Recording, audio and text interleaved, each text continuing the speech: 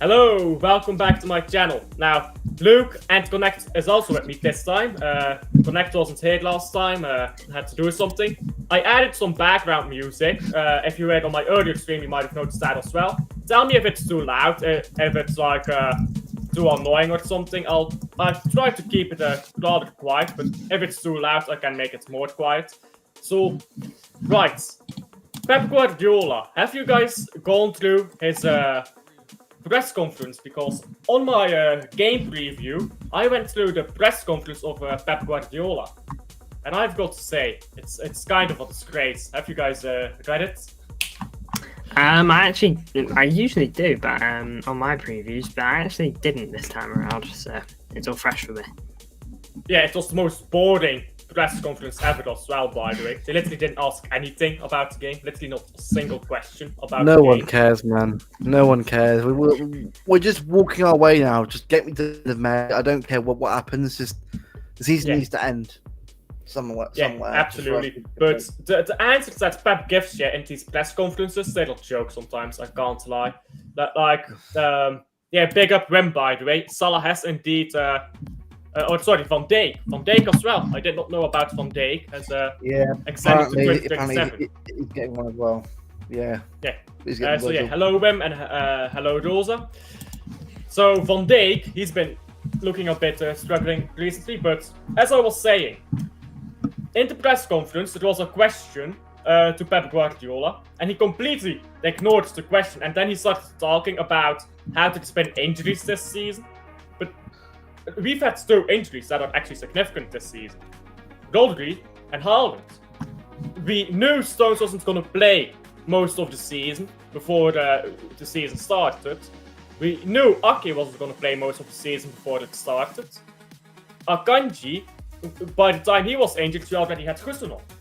A lot of these injuries did not affect us. Let's be honest. We had some injuries that affected us, like Savinho when he was injured, Doku when he was injured and stuff, but most of the injuries we've actually had did not actually affect us. So when people talk about injuries, Pep Guardiola is playing the same lineup now, with everyone fit, Nico Gonzalez fit, all the players fit, except Haaland and Rodri, as he was at the start of the season. The only thing that will be different now, from the start of the season, would be that Haaland will be in the lineup.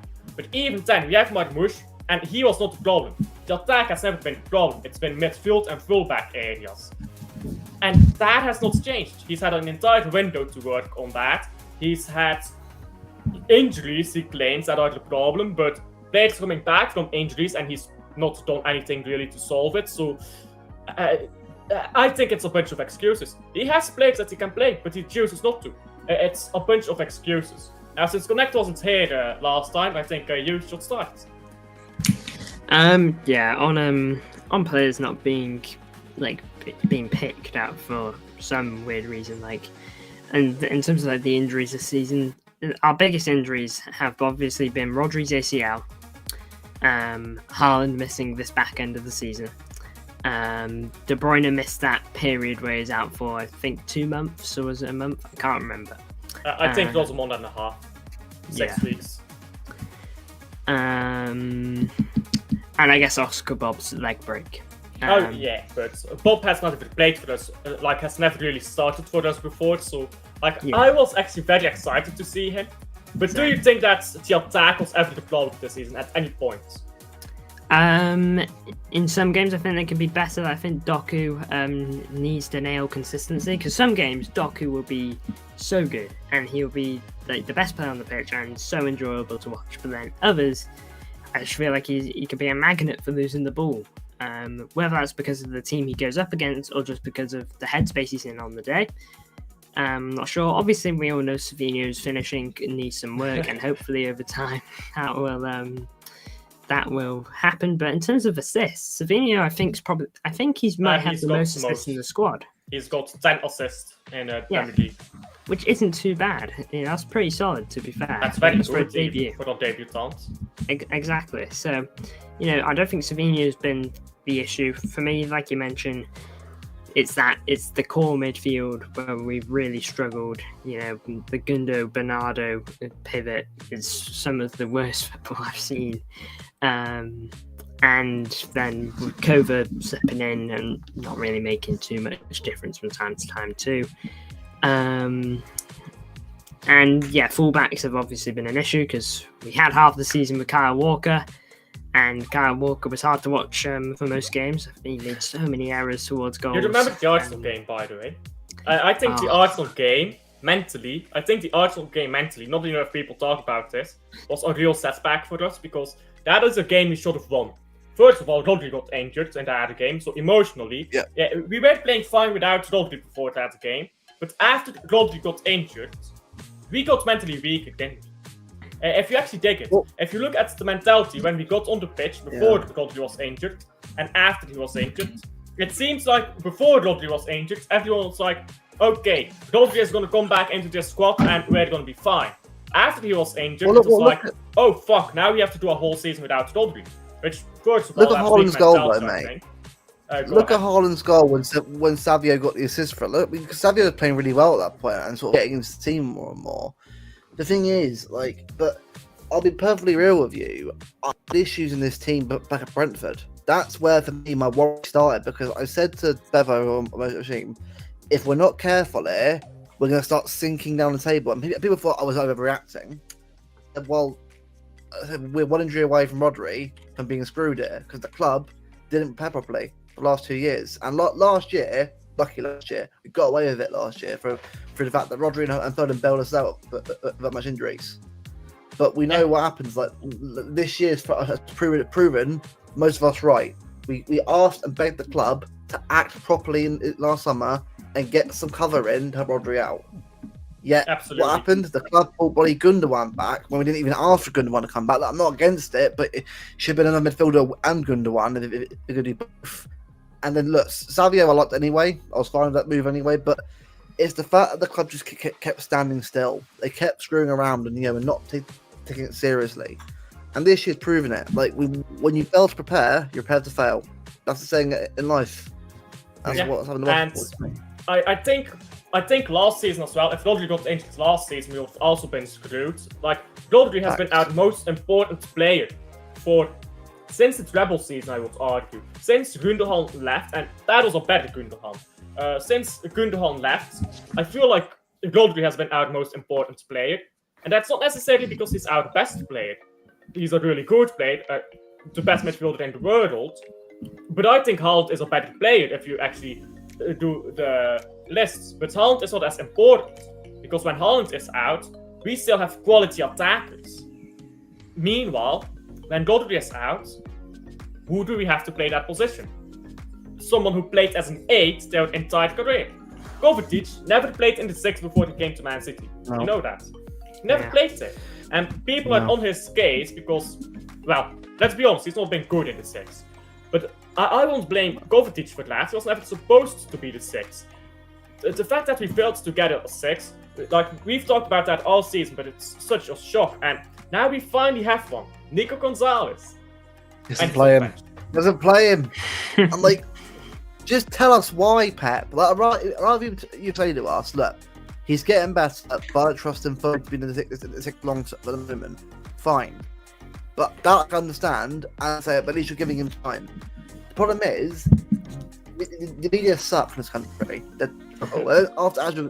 It's all about agenda and PR and news, rather than actually ask the questions that we want to know. For example, how's the county doing? How's the players doing? How close is Dave coming back from injury? How's Nico not playing? Honestly, right, this is why I do journalism as a career, guy. Because honestly, I'm asking questions somebody mogul wants to get the back page cover in the news. I want to know what's going on with the team, what the injuries are like, what the players are doing like in training. Why is Echeverri not playing the team right now? Why are you waiting until the summer to play him? And you can play him on the bench right now. There's questions that we want to know as fans, but the media are not asking any questions like that at all. And Nico Gonzalez, for me, would have been a massive help on Sunday because he would have provided a bit of platform for other players to push forward and get more chances of maybe a goal. But again, what do I know? I'm not Pep Guardiola. I'm not a manager, so I can't play, unfortunately. Yeah. Connect has more ball knowledge than Pep, according to Glimpse. This music is mid, according to Das Shield. Your taste in music is mid. Connect should be manager of Hull City. Connect, whole city job. You taking it? If I get paid well enough. If you get, see, this man is already selling out. Not even an adult yet, and he's selling out. Fraud. Fraud, absolute fraud, this man. How much minimum would you want to be a Man United manager? How much minimum to be Man United manager? No. The answer is no. Actually, hear me out. I'll take the job, but I'll do the classic Jose, and I'll do awful with them, and I'll get myself sacked, and then I'll take the payout. There you go. I'll be the worst Man United manager ever. Deliberately awful. You won't want to see what I do with the players in training. 5 million. Yeah, I'll do my 5 million a year. So think about it. 5 million a year. But I'm selling out. I will sell out. Nah, but on to a more serious topic. You know what? I also had here with that Man United game, because a lot of people are, of course, asking why. And I think have either of you ever seen the clip of Pep Guardiola explaining his philosophy and football, of explaining what football is in his opinion? It's an old clip of him in training with Barcelona's B team, and he was saying, in Spanish of course, but he was saying football is a game about controlling spaces and moving the ball through those spaces. And that's what you need to understand here. Pep Guardiola thinks we played well against Man United because we absolutely controlled the spaces. But that's the problem. Controlling the spaces means nothing if we don't score. But Pep Guardiola thinks we played well that game because his philosophy is what he sticks to. And that is what I mean here when I say Pep is washed. And you don't have to agree with that, but you do have to understand where I'm coming from when I say that. Pep's philosophy, which he uses to dictate whether Man City plays good or poorly, is outdated. Because controlling the spaces no longer guarantees consistent wins. If it did, we would have been winning games. It doesn't work anymore. Yeah, we would have been winning games all season if it was like that. But football tactics have evolved. And I feel like Pep Guardiola is just lacking behind. If Pep Guardiola did not have the philosophy he had, he would play Nico Gonzalez. Because Pep understands that Nico is his best midfielder at the moment, arguably. Maybe you'll say that Echeverri is better because you watched him in an under-21s tournament, but he is probably our best midfielder at the moment. And he's not playing. Is Luke Pep out? That's actually a good question. Are you Pep out? I'm not, but I'm going to say this right now. If next season he doesn't improve, then as a fan base, stop having good people for Pep out. Well, anyway, don't have a go at them. It's an opinion. That's the end of the day. If your opinion's Pep out, fair enough. I'm not going to go at you because honestly, opinions. You can have a debate if you want to, but nowadays on Twitter, if you have debates now, you get called everything under the sun. If you agree with something, I'm not doing that. I'd rather do it on air and do it on Twitter. On Twitter, I'll probably get cancelled for having a debate about someone. So I think to me, look, I'm giving in the summer to turn it around. But if we're not at least challenging next year, I'm not even asking to win next year. I just want to look at the end of the day, you can't guarantee anything in football. Even when you're good, you can't. But I've got to see a development in the play, a development in how we're playing, and also some players coming in of good quality. Otherwise, I'll be honest with you, mate, that Nagelsmann situation looks tempting to me right now. It really does. Nagelsmann.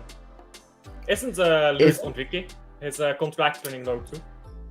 Either way, mate, I'm ready for change whenever it is. I'm not. Look, people need to understand, right, that this club will carry on after Pep is gone. It's not Pep C. It has been. I always appreciate Pep for what he's done here, but I was there, Mancini, Pellegrini, Mark Hughes before that.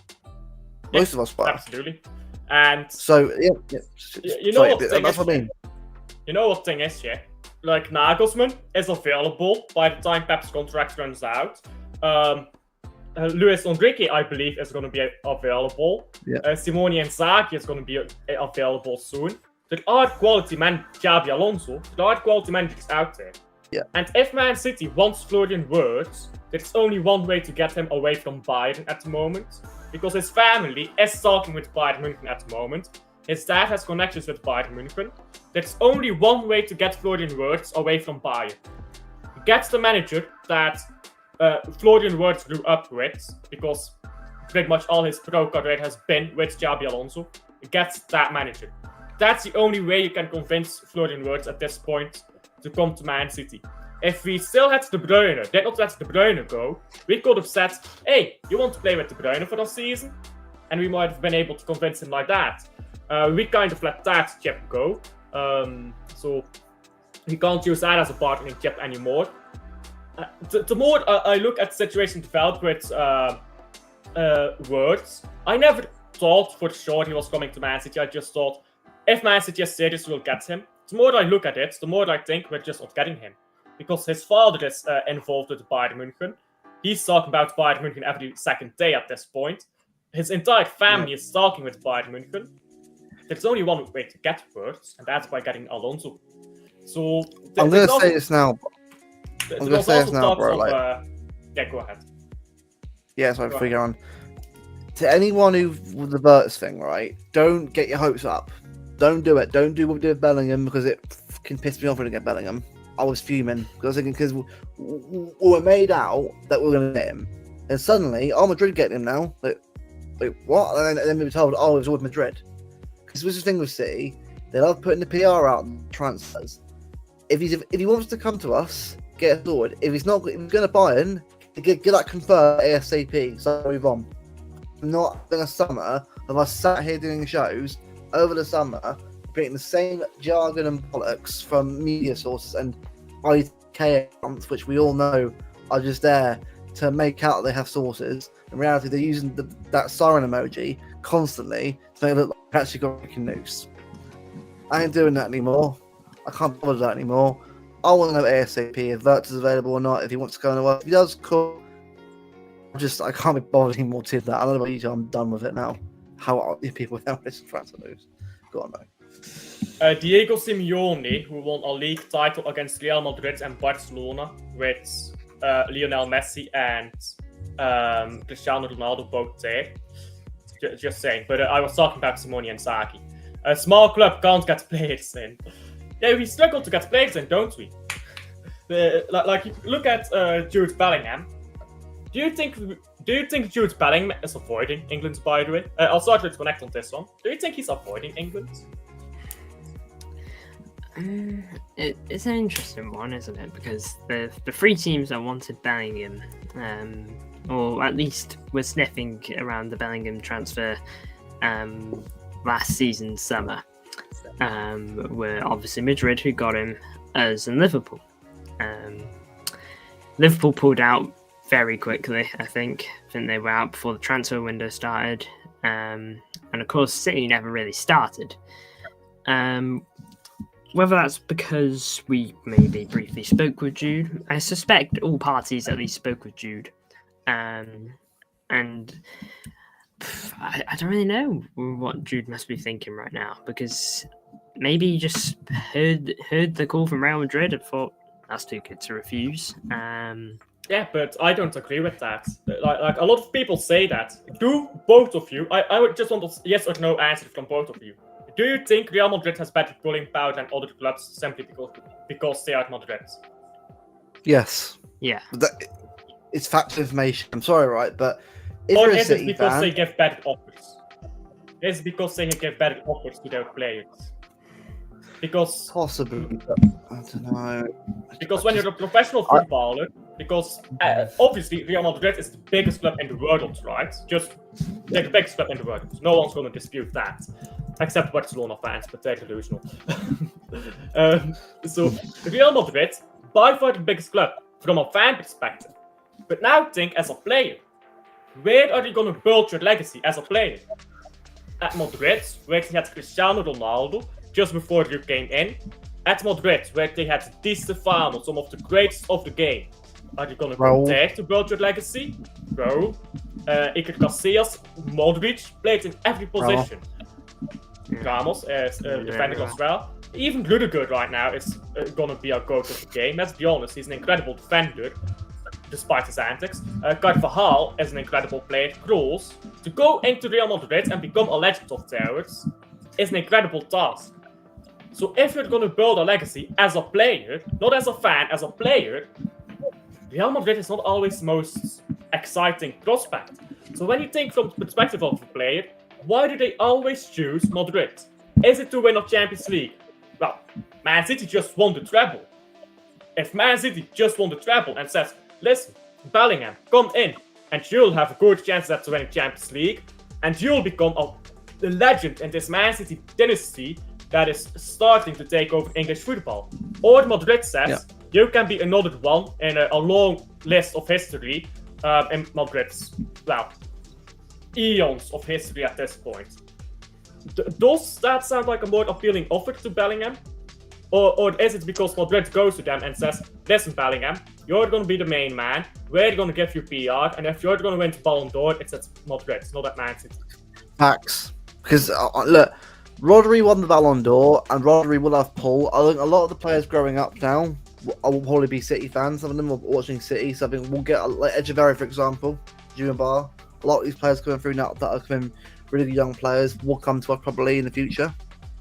But the thing is, we've got to realise that we've won one Champions League, which, by the way, I'm happy we've won the Champions League. I'm not sitting here saying there's only one, like I'm an entitled child. I'm saying that when you compare to other teams in Europe, we're still very much at the beginning level in Champions League winning. Chelsea have won more than us still. But for me, we have to be beating Chelsea. Ajax has 4, by the way. We'll a long way to go for a proper heritage European team, and we'll get a treble, right? Because there's big points in that area. A treble Champions League that definitely gets you points in the heritage area, but you've got to be doing that over a number of years. Now, every year is not always possible because Champions League's a random competition where everything can go wrong in a given game. But the least we will be doing is aiming to be a competitor and get us to final consistently. That should be the aim for us now. I think semi-finals obviously is there as well, but if you want to be a team that gets a lot of players want to come to us over Real Madrid, you've got to start getting some more finals than they do. Yeah. Rather than just 2. Yeah, connect you go on that before I go on. Yeah, I think the point of the Champions League is valid. You know, it would be nice to obviously just slowly build our legacy in Europe. Of course, winning the treble, like we've said, is obviously a good way to start. But hopefully, in the next few years, we can get another. I mean, in the next few years, I'd love to win them all, but realistically, it'd be nice to get 1, 2 in maybe. But yeah, I think the European legacy itself does have a pull for certain players. You know, Real Madrid are essentially missed the Champions League if it was a club, and you know they've won 15. They always seem to find a way. European nights at the Bernabeu, you know, you just got to look at the Bernabeu over the years. You know, we know that all too well. I won't even get into that. Well, on Tuesday, it cooked. I pray to God that Real Madrid win at the Bernabeu, but that they lose on penalties, because I've never seen... we've seen them lose on penalties. But I want them to lose on penalties. And then I want Arsenal to lose against PSG. I honestly hope PSG win the Champions League, because then people will cry about Oil Club.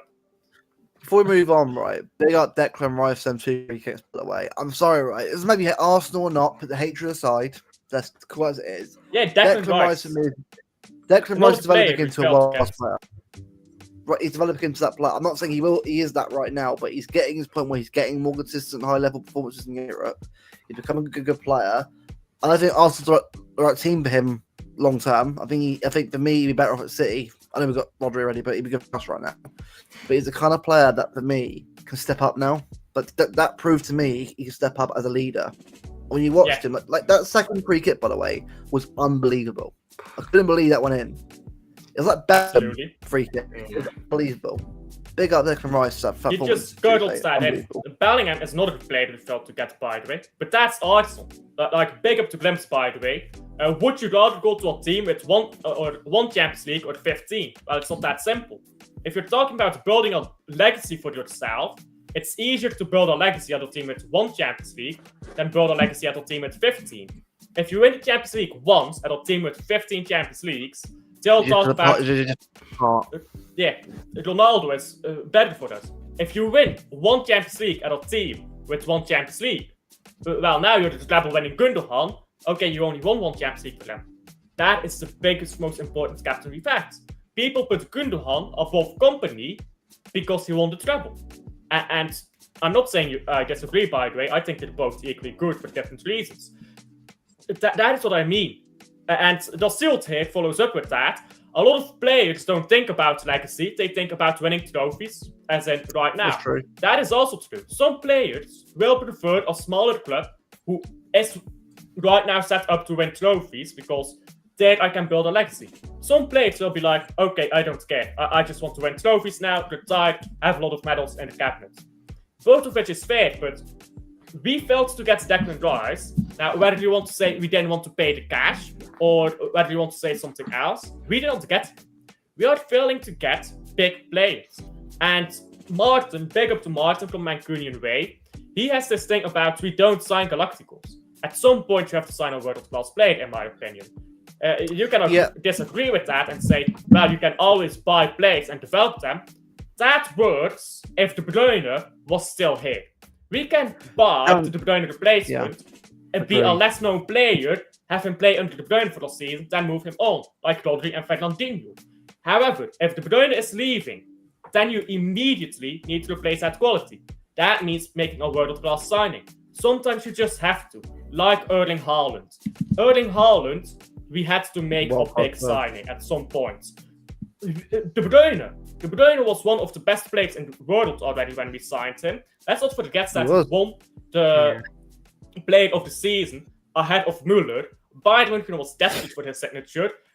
He carried that team into being second in the Bundesliga. I don't know if you guys watched Bundesliga at that time. I did. He carried that team. That team was not that good. His goal against Bayern, where he went for the entire team, mugged off Dante and then mugged off Neuer. I was just applauding that when I saw it because I said. You remember his goal in the cup final as well? Or was that Super Cup? I said he genuinely, anyone's got a spare 5 minutes or 10 minutes right on tonight, go and watch De Bruyne at Wolfsburg because trust me, you will enjoy that because I tell you, a lot of what you saw there was instantly improved. Is it? Like you saw immediately. I mean, honestly, a lot of people don't actually. They don't actually rate De Bruyne as much as they should because if you actually watch him, how good he's at dribbling on the ball, and I'm very much talking. But here's the thing. Sorry to interrupt here. Yeah. Sorry to interrupt. Yeah. Dribbling is not that useful of a skill. Like honestly, it isn't because people think dribbling is the most fancy skill to look at. The ball moves faster than you. If you are a good passer, you're better than a good dribbler. Now, it's best to be good at both. Look at Lionel Messi. Yeah. The best passer in the world and best dribbler in the world. Maybe you can say De Bruyne was a better passer. I think Messi was a better passer because he also had that. Go on. Also his skills. Also his skills as well. Do you remember his first season was against Sunderland? That awesome skill where he nutmegged a Sunderland player like the race promotion. That's how good he's also. He's not like a Neymar. He can do skills when he needs to do it. Like against Norwich in the season. He the ball over the top a lot of times and turn the shoulder. He can do that if he needs, but he doesn't need to do that. And that's where people fail to appreciate De Bruyne, in my opinion, because they look at, how great of a dribbler are you? Dribbling is not the most important skill in football. It really isn't. No. As long as you can comfortably control the ball, that is more important than actually being a great dribbler. Being a great dribbler is an asset, but passing is more important than dribbling. And that is what I think so many people don't understand. Modern football is different from 4-4-2 era football. In the 4-4-2 era, you needed to break down a team. How do you do that? You dribble through that. Nowadays, you don't have to dribble through teams anymore, because teams are set up to stop players from dribbling. Now you have to pass through teams, which is why passers are better now than dribblers. And I feel like a lot of people fail to appreciate that. Even with that said, De Bruyne was not a bad dribbler. He chose not to dribble because passing was more useful to him. If you look at Arsenal, by the way, Arsenal in treble season, he dribbled through that team twice and scored his twice. Second goal His second goal was underrated. The way he gets the ball, pass to Haaland, makes the run into the box, and Haaland plays him. Like, honestly, right? People have got Haaland right for not being all round. He has all round for a striker how big he is. Like, as you watch him, I've never seen two players before have that connection where they both know where they're both going to be. Imagine if Kev was 3 years younger right now. We'd have probably these two that going into their prime years. Well, Kev obviously towards the end of his prime years, but still in a good level. And you have Haaland going into 25, 26, 27, 28, having him by his side. Haaland would have broken the 50-goal barrier probably in the Premier League if both of them were stayed fit. That's how good both of them are. But honestly, 2023, even against Bayern, mate, the Champions League, away from home, that counter attack. That's how both of them are, and it's dribbling and passing. Man City, mate, the good old days. The good old days. Yes. We can counter attack people, score on the break. Haaland scores. We go crazy after every Haaland goal. Adrenaline rush. I miss those days, man. Big up to Right Jack, by the way. Big up to Right Jack. They got right, man. Conference League champions. I don't want Conference League.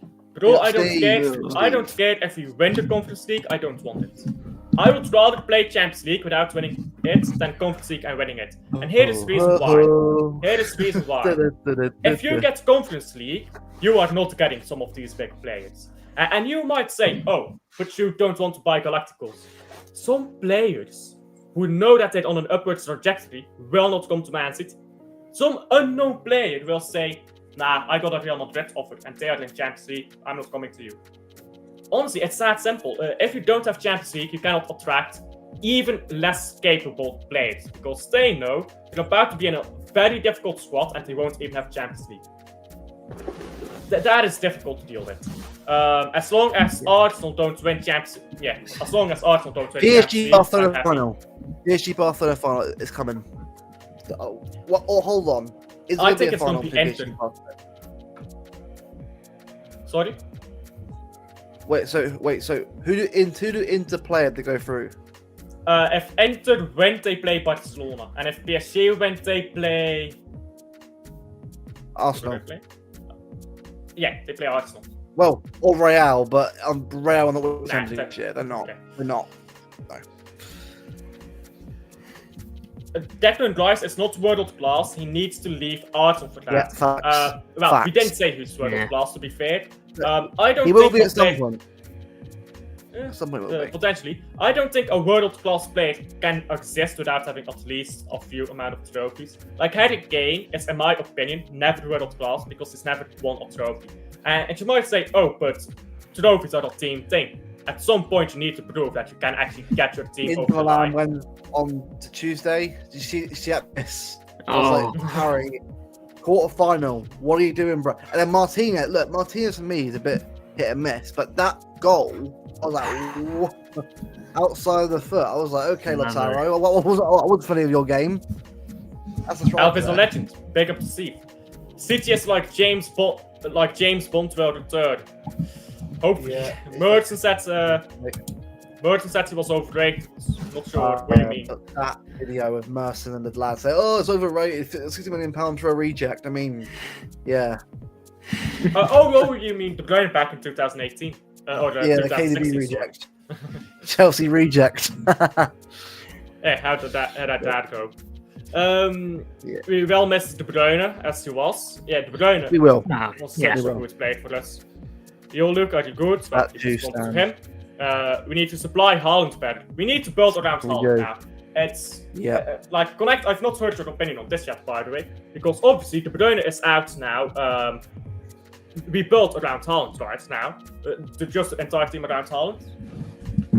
I think that's kind of the way it has to be. You know, with Haaland, we know Haaland is a lethal finisher, and we know that we suffer when we don't help him, when we don't give him opportunities. So look, as long as Haaland is fit and available, we are more threatening. And when we lose Haaland, we lose such a key aspect of ourselves. And now that De Bruyne is leaving for good, Haaland is now that factor entirely now. No matter who we bring in to replace De Bruyne, Haaland is now our main threat And so, yeah, for me, we've got to build a team that can help Haaland do the things he does, do what he did in treble season by getting 52 goals. I don't know if he'll get that again. If he does, awesome. I think he can. I think he can. But we have to help him. That's why we've got to sign the best players that are good enough to be around him, the best players to supply him. The most creative players and everything like that. Because if we keep signing just some average players and players that just aren't good enough, Haaland's not going to benefit, and we're not going to benefit. It's all got to be around Haaland from now on. That's the way. Haaland is the worst footballer of all time. EDM is currently bottling a second division title, by the way. We will be there. Jelle Vossen, ex-Club Brugge, plays for the second division team, Zulte Waregem. Zulte Waregem was a big club, kind of big club when I was growing up. They were always mid-table. They got relegated, some absolute terrible stuff, but now they're going to get promoted again, and they're going to win the league title. Second division title.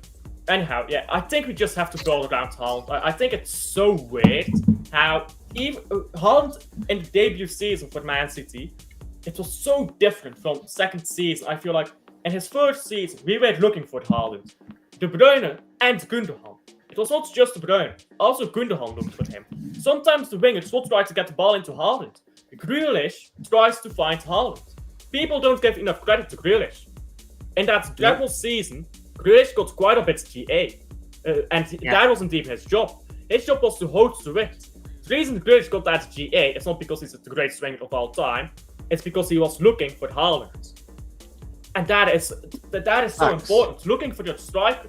And we're not looking for our striker, because Pep Guardiola is not used to playing with a striker. Let's just say it's like this. Pep Guardiola, if you want a false line, go buy Harry Kane. But even then, he's not a. If you watch Jack, right, what was it, Southampton away, we won 4-1, right? He got a goal, and he got the assist for Haaland's overhead kick. That's how good. And for me, look, Kev was great as well, by the way. Just 100th assist, by the way, with the way he touches it and lumps it into Haaland for header. One of the best goals of it. Is that Scrivella's 100th assist? No, it's the one where I think he took a touch and with his right foot got it in. It's the first goal at Southampton away that season. It was actually a good goal. It went for a good goal. If you watch Jack right in these games, it's a shame that what's happened because I think we can all Jack has the quality to be probably one of the best wingers in the league or best wingers in the world. The problem is that Pep doesn't play him and give him the freedom that he needs to express himself. Jack can have his team, he really can, and we've seen he can do it because he's not a bad footballer. He's a very good footballer in a good team. But when you don't play him consistently and then you don't see him actually develop his game properly, this is what you get: a player that has that confidence. For me, I blame Pep more that he hasn't given Jack enough time to move on from that season. Yeah, by the way, something from Steve here, and I think we're all about to disagree with this. It's Haaland for the goals or no Haaland and the rest of the team keeps in, no in between. I think we're all going to a bit of both. You bet both. Bit of both, man. You can't be one or the other. To me. Connect? Yeah, look, Haaland is obviously the main outlet for goals, but again, you can't just only rely on him because again, what if he gets injured? Suddenly we crumble. Absolutely. For me, you know what, yeah? I look at Simone Inzaghi, and Simone Inzaghi's attacking football. People think he plays defensive football because he plays with a back five. He plays with a back five, incredibly attacking football in Serie A. You know why? Those strikers and those wing backs are actually midfielders, and they drop down. If Man City wants, and I'm not saying we will, but let's say we get Simone Inzaghi in right now, just a fantasy scenario. Simone Inzaghi in right now, first of all, we have Vitor Hayes, we have Krusnov, we have Yumaba, 3 young centre backs, we have Guardiola and Ruben Diaz, 2 experienced centre backs there. And then maybe you can get another centre, maybe you can keep Aki or someone, or a Kanji, you can keep someone, then you have 3 experienced centre backs, 3 young centre backs. Midfield, you need to get only one midfielder in 10 because O'Reilly becomes your left midfielder, and then you can get Frimpong to play right midfield. Or you can keep Mateus Nunes and play him as a right midfielder. Or you can do both, get Frimpong right midfield, Mateus Nunes right midfield as a backup. And then he can be a bit part player. If you do that, you play the style of Simone Inzaghi. It's very attacking, it's controlling the game, kind of like PEP, but it's so solid in defense. And that's what the thing is here. People always look at a formation and they're like, oh, 5-2-3, that's a defensive formation. Not with Simone Inzaghi, it isn't. If you look at Sean Dyche, people think Sean Dyche plays defensive football because he plays a 4-4-2. But he didn't when he was at Everton. His first time at Everton. Just because a formation is generally defensive, doesn't mean a manager can't turn it into an attacking formation. Man City, yeah, if we tried to utilize a formation that suited our team better, we would be able to chip in with the goals from Haaland and Marmoush at the same time, have midfielders chip in with the goals. The reason why I said that, yeah, is because in Simone Inzaghi's formation, you either have a 5-2-3 or you have a 5-3-2. Two strikers. And then you have wing backs to push all the way up. And when you have that is incredible. You have incredible amount of different sources of goals. And last season at Club Brugge, again I'm talking about Club Brugge, we had Igor Thiago, incredible striker. He was injured all season this year, but he's at Brentford actually. He's been injured all season. He was scoring pretty much every second game. He started scoring, but after that he was scoring every second game. That didn't mean he was our only scorer. Hans van Laken pops up on the edge of the box, he scores a goal. The Kuiper, he's a fullback, well, he gets a goal too. Our wingers, Jutla was playing as a winger at that time, gets the ball, scores. You can have a striker who scores a lot of goals and still have other players score goals. You don't have to limit yourself in that way. There are so many systems you can play in football, there's no reason to limit yourself. By the way, Connect. Oh, sorry, I thought this was a question actually. Connect will be in my starting lineup. I guess we can talk about that Crystal Palace game. Who do you think is going to be in that starting lineup? I guess Connect can start. Well, I did a predicted 11 earlier on my channel, and I specifically did it as if I was Pep Guardiola. The lineup I would go for, not what I think will necessarily happen. I think what we agreed on in chat was Edison in goal, left back O'Reilly, Vardiol, Diaz, two centre backs, then Kusanov, who would go at the right back. Then going into the pivot would be Nico and Gundo. Then going further forward, you put Foden at cam, you put Savinho off the left, and you put Oscar Bob off the right. And then up top you have Marmoush. It's energetic. You still got experience in that team if that's an issue. You know, Gundo, very experienced, knows the system. You know, and our centre backs. You know, Diaz is 28, Vardiol's 24. They're no youngsters. I think Vardiol's 24. I'm not actually sure. They know the job, and then you've got your youth to give you energy in there, like Nico Riley, Kusanov, and so on. And for me, that's what I would go for. I think our back line would become a bit more of a back three at times because Nico Riley would push up into midfield, allowing Vardy, Diaz, and Kusanov to fill in that. And Kusanov's pace is so good in good situations. You go through some of Kusanov's highlights, and his pace is unreal. You've seen the clip, by the way, from Oscar Bob, absolutely cooking Kusanov. Yeah, I saw that. just that turned him. I hope Bob is back soon to just play because he's going to be on the bench again. Because honestly, I don't mind if we're just making sure he doesn't get injured again. Because if we're just being careful with him, I don't mind. I don't think the problem has ever been attacked this season. I just want Bob and Savio, mate. That's all I want. Please, I saw it once. I saw it at the Community Shield. I was there, and I was like, "Oh my god! If we got Kev, Haaland, and them two on the wings, it would be unbelievable." If we did not win the penalties, we would have had that. Because if you actually watch right, as a bit, Kev had the ball running through the midfield. Right, Haaland was running ahead of him. Yeah, Bob and Savio running down the wing. I was like, if we generally had that attack most of the season, we're probably like second right now. I'm not saying we won the league, but we've been second at least. I don't think we could have won this league title without Rodri. Because if we had, let's say we had bought Bruno Guimaraes. If we had bought Bruno Guimaraes, then I think we could have. But without Rodri and no backup for him, no I think we CDM, would no party. Yeah, no CDM, no party. Sadly, absolutely. Like the attack's perfectly fine to win a league title. No issues there at all.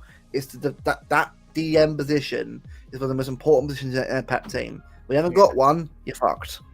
Absolutely. I agree. Carry on the cake. Team style is the team style, yes, but that doesn't mean you need to limit yourself. Will Pep have a revamped coaching staff? Revamped coaching staff for Pep? Absolutely. We're already seeing a lot of people leaving, isn't it? We're getting a new medical staff as well. Yeah, new medical staff. Leo's going. Refresh. Dino in there. Esther in there. Let's do it. Imagine Thursday night watch-alongs in the Conference League versus FC Noah. FC Noah. Isn't FC Noah 7 years old or something like that? Oh gosh. I think that team is 7 years old. Hashtag United playing in Conference League somehow gets that. Connect, what's your thoughts on Man City losing 1-0 in the Conference League to Noah FC? Your head loss would be unbelievable if that happened. Your head loss. Man, Under the rain, I would hear the Belgian accent. Oh, mate, I'll be there. I'll be there. Watching. So, if you see my head loss to draw against Man United, I would be dead. Oh, I would just have a panic attack and die. It would be no head loss. But it's that Text football account when does all the reactions to people. Over you, City fan loses it, just like a mental breakdown on stream. I mean, that's pretty much what Man United's game was. If you watch my watch, that was a boring game. Boring game for us. I know, boring. Mate, I was so turned it off. If I was talking about that with Connect actually before the game on, like before we went live. If you are a neutral fan and you finish that game, you're lying. Like honestly, not a single neutral fan watched that game in full. At halftime, I was going through Twitter in that game. That's how boring it was. It was so bad. Absolutely. It was the worst game of my life. Both teams were arse. I've seen both. Well, but you know what worst game is I've ever watched in my life? You know what worst game is I've ever watched in my life? Denver against Genk. Because that game, that striker missed 4 tap-ins. How does a single player miss 4 tap-ins? Like, bro, that is the worst game I've ever watched. I'm traumatized from that game. I still think about it. Happy 7th birthday to Noah FC. Yeah, I think they were founded in 2018. So we won the league title in 2012, 2014. They didn't exist yet. By the way, do you know what's crazy, by the way? Obviously, I know the community meme, but hashtag United, by the way, are 3 divisions off League 2, by the way. So, if you know that. The YouTube team, they're 3 divisions off League 2. Blinking heck. If they get FA Cup, then get us some point, I'd laugh. Oh my god. If we lost to them in a cup game, I would just turn off. I'm done. It's over for us. We'll be a laughing stock. Whoever hashtag beat, by the way, as a Premier League team in the future, right, it's going to be embarrassing for whoever that is, by the way. The memes you're going to see. You've seen have you seen the thing from Chelsea? The Chelsea kids beating the senior team. Yeah. You seen that, Connect? Chelsea B team beating the first team. Yeah, the Chelsea under 21s beats the Chelsea senior team. Football heritage. Fuck, mate. Modern football. And then people will still say they're too young to play. Well, I watched them. Was it Onana fucking yesterday? Oh my god! Both of them were terrible. Amadou Onana is so overrated as well. By the way, he's Matic was right, by the way. He was right, by the way. Worst keeper ever had. Facts. Like De Gea was way better than him. Way better. Levels above him. Levels. Yeah. Absolutely. Onana, that first goal, like I thought that was first goal was headed in. Like every replay you watched was a different angle, and it generally got worse and worse every different angle you got. I think I would have saved that. Like honestly, I think I would have saved that.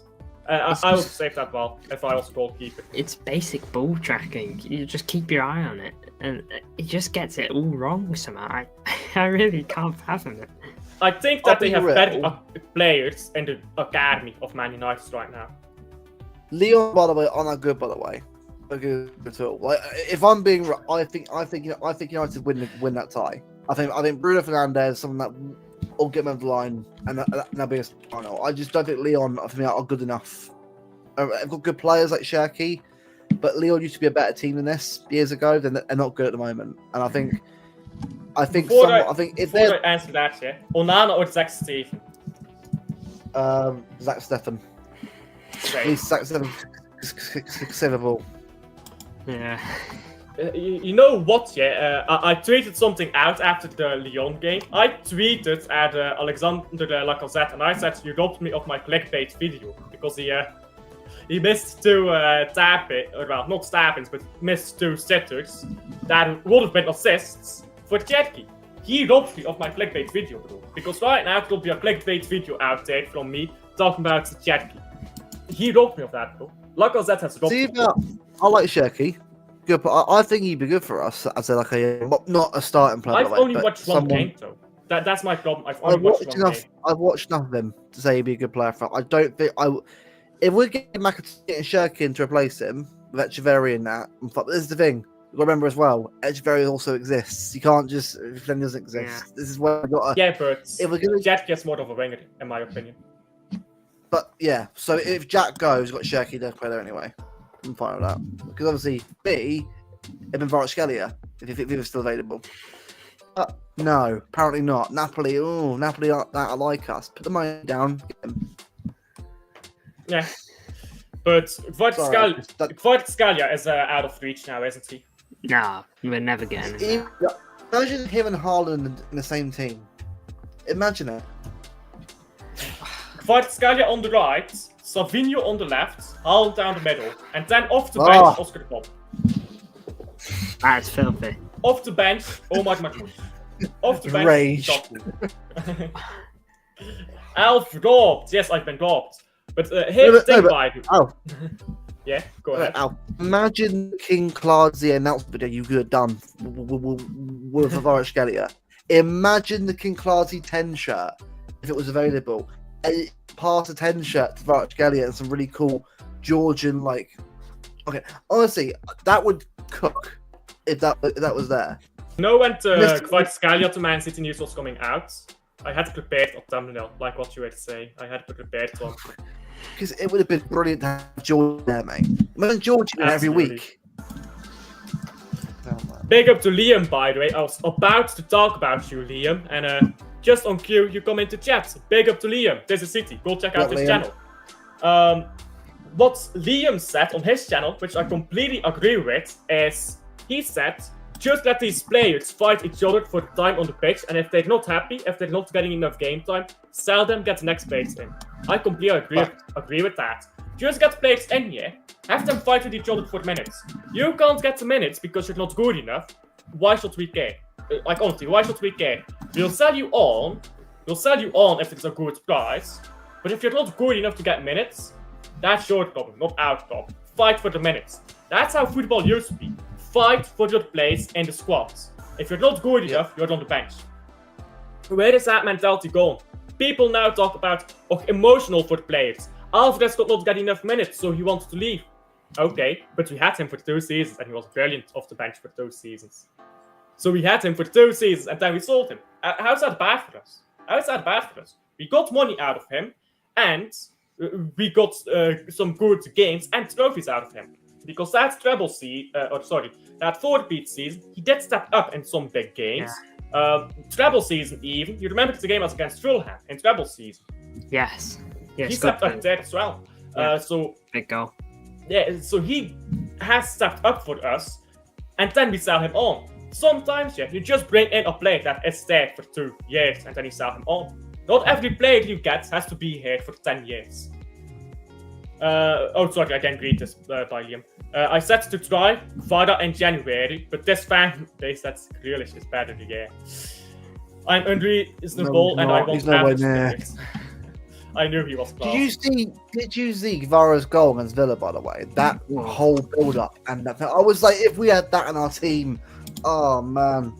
People don't understand how much of a fan favourite he would have been, by the way, but I was going to say. He'd have been a fan favourite, probably a hero. He probably would have been one of them players that everyone kick cards he was for us, obviously, like the 2000s, right? That kind of player. Yeah. We missed him. We missed him out there, man. I mean, look how much PSG got him for too. They got him for 70 million. That's the same price. A bargain. That's the same price we paid for Marmoush. I'm not dissing Marmoush. Happy with that. No. Yeah. Both together. Yeah. Both in the same team. By the way, Steve Black here. Do you know how much of an attitude problem De Bruyne had when he was in the Belgian league? De Bruyne, every week there was news out of him. He's causing problems, attitude problems. Sometimes when a player is too good for that team, there will be attitude problems. I don't believe for the moment that Jetke has such big attitude problems that he comes into Man City and throws a fit. You know why he's throwing a hissy fit? Because he's like, why am I at this Lyon team with a bunch of losers around me? Because he knows he's better. So I get where it's coming from, yeah, but I doubt he'll just throw a hissy fit like that. Go on. Also, a bit of news. I'm not sure whether you both heard, but apparently Mukasa's going to be in the Club World Cup squad. Apparently he looks so good. Apparently, Pep likes him. Will he play or will he be on the bench? That's good. Apparently, Pep rates him, which is good. So I reckon we'll see him in the rally more. Which is, look, again, I want to see players come through, but I'd rather the rebuild be prioritised, but bring young players through when you can. So O'Reilly obviously gets more game time. Brilliant. Let's see. And for me, O'Reilly, by the way, played very well so far. Goal, assists.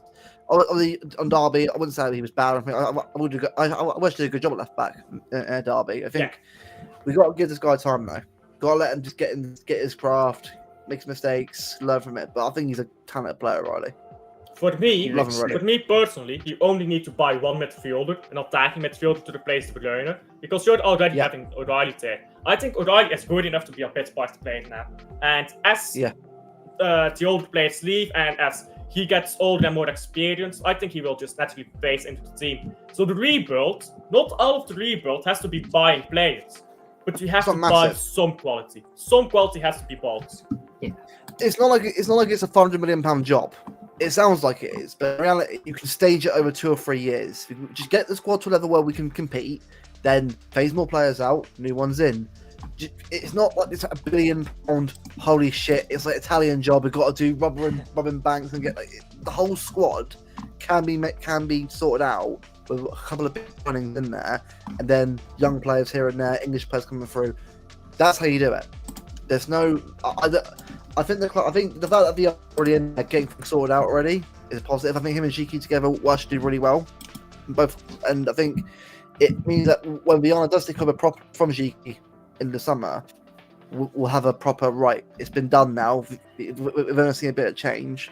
Then we can and look forward to seeing when we go next. But that's why I look at it. I think summer-wise, I'm confident that club are going to sort of get things done right. I reckon. Yeah, I'm not terribly confident because I'm like, the club has been doing a lot of greatness recent times, but I trust Viana. I do trust Viana here. I do trust him. I think he has the right mentality. Yeah. By the way, the average watch time so far is 15 minutes, which is the best I've ever had on any stream. Big up to everyone right now. Sorry. Yeah, good stuff. And the stream has never dropped below 6 concurrent views, so that's actually very good. That's the best Blue Friday show so far, so big up to everyone that's checking in here. Italian job was my genie. This summer it will be hard to see youth play. I don't. It won't be. It won't be, but here's the thing: the Club World Cup, the early stages of the Club World Cup, has a lot of easier games. We can bring young players off the bench and stuff. Yeah. So I think the Club World Cup is the perfect moment to play youth. Imagine Bob and Echeverry together in a team. Imagine it for the summer. Just give Imagine it. them both. Look, Haaland. Look, I know Haaland. Look, for me, right? Use the World Cup as Haaland as pre-season. So, right, you're injured. If you're in a cup final, you play then. Give Marmouche the rest of the season. Because for me, right, I felt sorry for him. Because why on earth is he playing De Bruyne at false 9? Play Marmouche as striker with De Bruyne behind him. I don't know why we're playing false 9. You know why he played De Bruyne at false 9? Because he wanted to show fans that De Bruyne is washed. That's why. Because he wanted fans to get over De Bruyne leaving. Pep really... Yeah, no, but if you play De Bruyne and attack midfield and put Marmouche ahead of him, maybe you'll get something. But Pep wanted to show fans, look, this is De Bruyne and he has to leave. Because he has an ego like that. But we know he's not washed. The leg's just gone. Doesn't he finish or shite? Yeah, but that's not how Pep thinks. Pep wants to prove that he is correct. He has an ego. People who pretend Pep doesn't have an ego, why do you think he lets Ibrahimovic go? He has the biggest ego of any manager. And that works in our favor sometimes, but sometimes he does weird stuff because of his ego. And when he does that stuff, you've got to talk about that as well. Can we talk about City fans on Twitter saying Grealish is similar to the final levels? They actually said that. Yeah, I've seen a lot of fans say that. It's mental. Some big accounts Jack's as well. Brilliant. He's not Vara. He's not, mate. I put a tweet out about Maradona, by the way. It got almost 400 likes in a day. Tells you what you know about the fan base, young and old. Doesn't matter who you are, local, whatever. We all want the Maradona at City. We all did. And I've said before, right? I think I want to know what if. I know people will say, "Oh, but you know, Jack didn't join," and all that. I want to know what would have happened, right? If the club didn't get Grealish in and got Messi in instead. I'm not saying it would have been an instant fix on they're not to replace him anyway. I always want to know, what if we didn't buy Jack? What if we got someone else instead of him? Again, I love Jack, by the way, but it's a question we're allowed to ask. What if the number 10 shirt went to someone like Maradona? Yeah, you know what I think though? Besides Grealish's ability, I think the club is absolutely PTSD ready from that Grealish deal. Because we're not making any big deals. And let's be honest, De Bruyne, when we signed him, was he £65 million, I believe, when we signed him? Bargain, by the way. Incredible deal. But £65 million back then, it's pretty much equivalent to 100 million now. That's pretty much the same price. Bargain now. Still a bargain. Yeah, but that's pretty much the same if you adjust for like inflation and the market growth and all of that. So we have not made a single huge transfer since De Bruyne, with the exception of Grealish. And since Grealish, we've had opportunities to spend that money on Jude Bellingham, to spend that money on the Rice. We've had the opportunity to do that on Bruno Guimaraes. We've not done it. The club is not pulling the trigger on these big deals. Does Haaland count now? Or is that a release clause? It was release clause. Release clause. We're still a bargain, by the way. That's still a bargain, by the way. We've got Haaland. 60 million for Erling Haaland. 60 million. Who was in charge of that release clause, by the way? Who put a release clause of 60 million? Dortmund. Mate, I'm sorry, right? But we watched what he was doing at Mulder and Salzburg, right? He wasn't some, like, we all knew how he was going to be. I watched that PSG game. I remember watching it. Except I said, in 5 years, I think from that time, it'll be at City. Because I knew straight away, as soon as I heard City fan growing up, striker, Aguero's going, yeah, knew it. Because this is why he signed a 10-year deal. He's a City fan. He wants the club to be the best. He'll probably leave at some point. I'm not going to blame him if he does. If he wants to go off somewhere else and try something else after he's done 10 years there, perfectly fine with that. Because look, Kev, I doubt anyone now retires now at City. If they do, then fair enough. I thought Kev had been that kind of player, but it hasn't happened. So when all I hope for is that they roll out the trophies for Kevin and actually take a picture with it. Like in the Etihad, make the Etihad empty, roll out the trophies that he's won, and just take a picture of him, like they do with Barcelona when I play the twice there. I hope they do like a Colin Bell FIFA with like Silver and the KDB. That'd be quite cool, like that, like the next King or something like that. Because honestly, that guy deserves a stand name after him for what he's done with his club. Like I know you get you have the Colin Bell stand. Why don't you get the other stand to be called the King Brunner stand? Yeah, I agree. Walker misses hugging the dinner lady. You didn't see that? What Steve, God's sake, man. Where these comments coming from?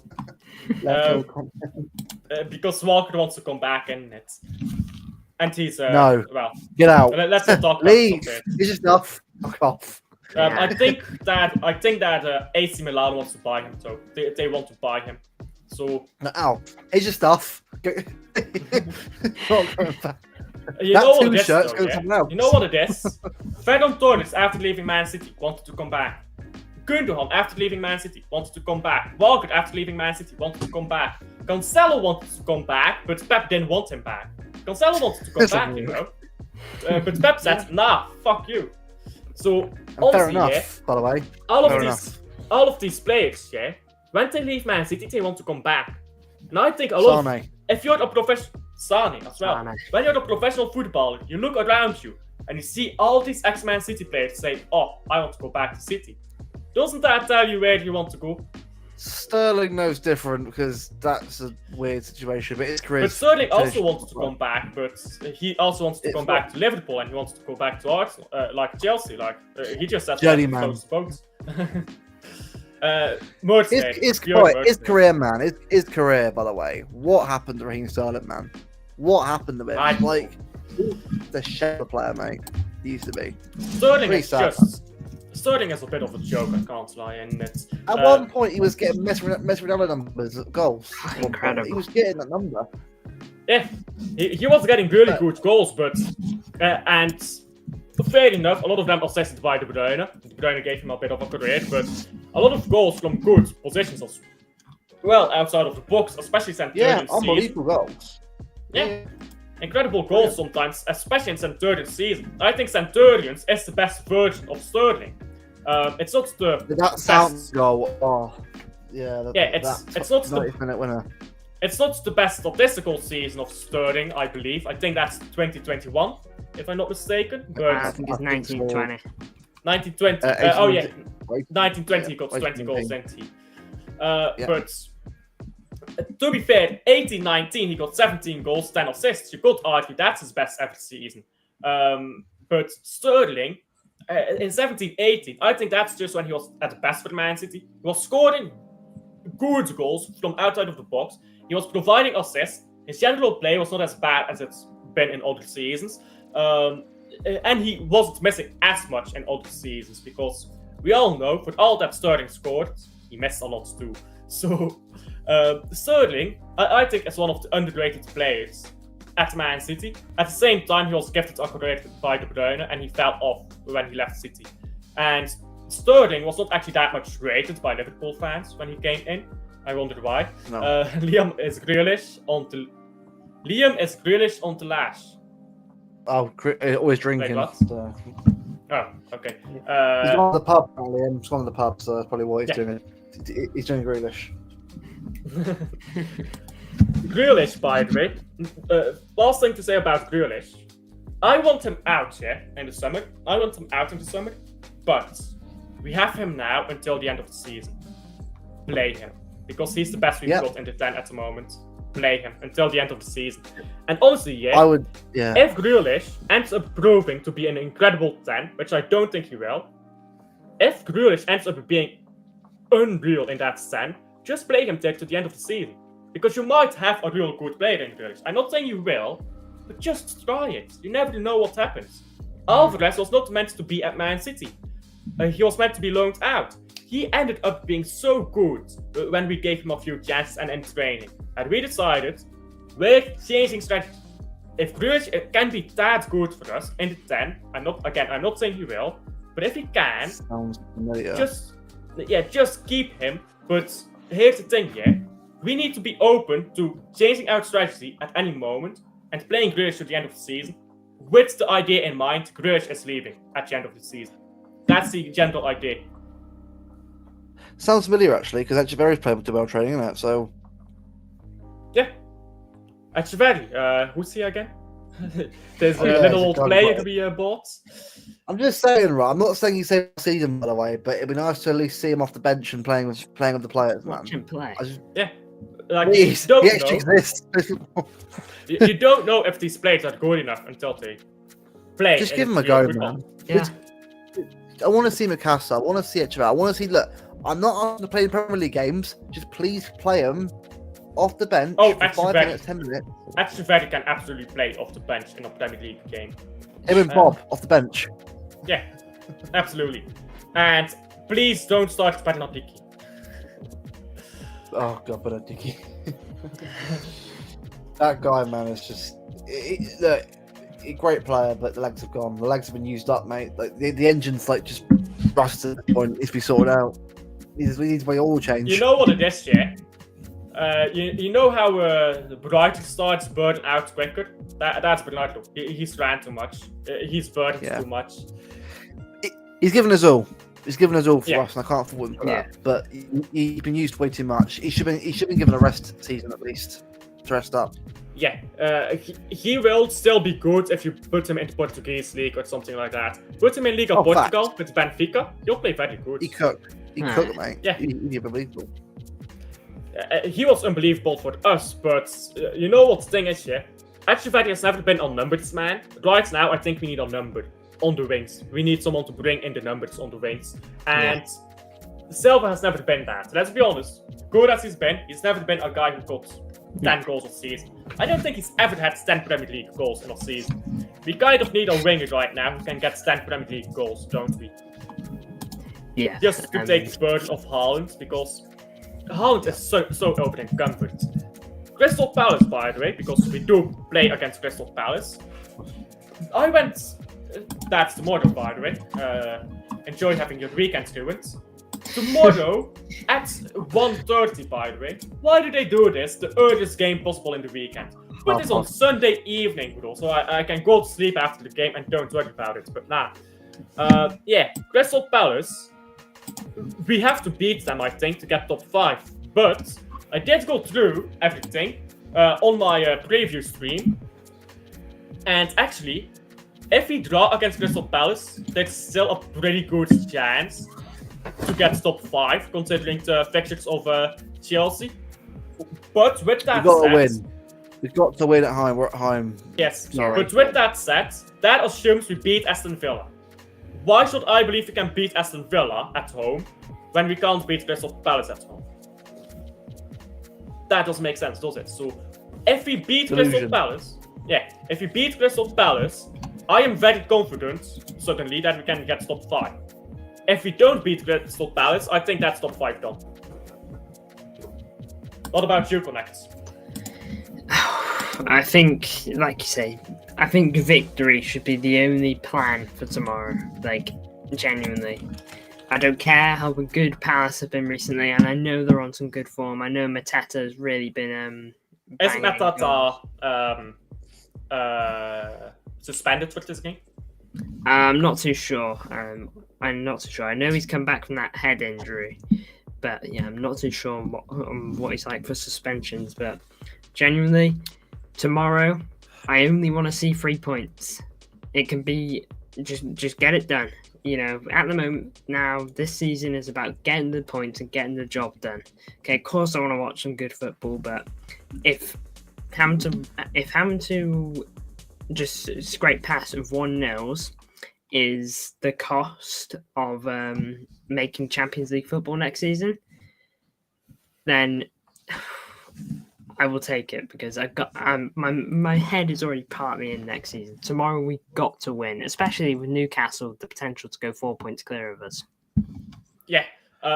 So I've just shared my screen with you guys. Not sure if you can see it. Yeah, I can see it. Yeah. Why did the music stop? Why did my music stop? Give me a moment. Where is it? Yeah, and now it started all over again. Damn it. It's because it wasn't in the scene yet. Oh well. It was just a good song as well. Except Dustil thinks my music is bad. Anyhow, so this is not. You guys both know what this is. It's pretty much a table calculator in Premier League. You put in results, it calculates the table. We're gonna go through here all the Premier League games left, and we'll just quickly see where we end up. Tell me what you guys think. I think Newcastle beat Crystal Palace. Yeah, I think so. Yeah, they will. 2-0 seems fair.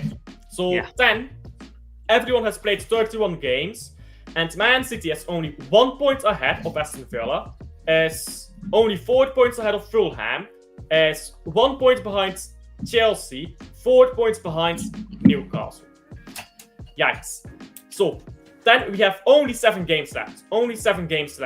We play Crystal Palace. What are the honest predictions? Not what you want to happen, honest predictions. I'll go with 2-1. 2-1. 2-1. I think it stinks of a draw, to be honest. I'm thinking 1-1, but we'll go majority for this one. We'll come back to this with a 1-1, but I'll do 2-1 for now. So this game, Brighton will beat Leicester, I think. Yeah. Everton, by the way. Everton, I think Forest will win, but I think that will be a very difficult game. Yeah, that's no discussion, is it? Villa are happen tomorrow. Arsenal will beat Brentford. No, we're going to draw. I'll draw. What score? Brentford are set up better than Madrid are.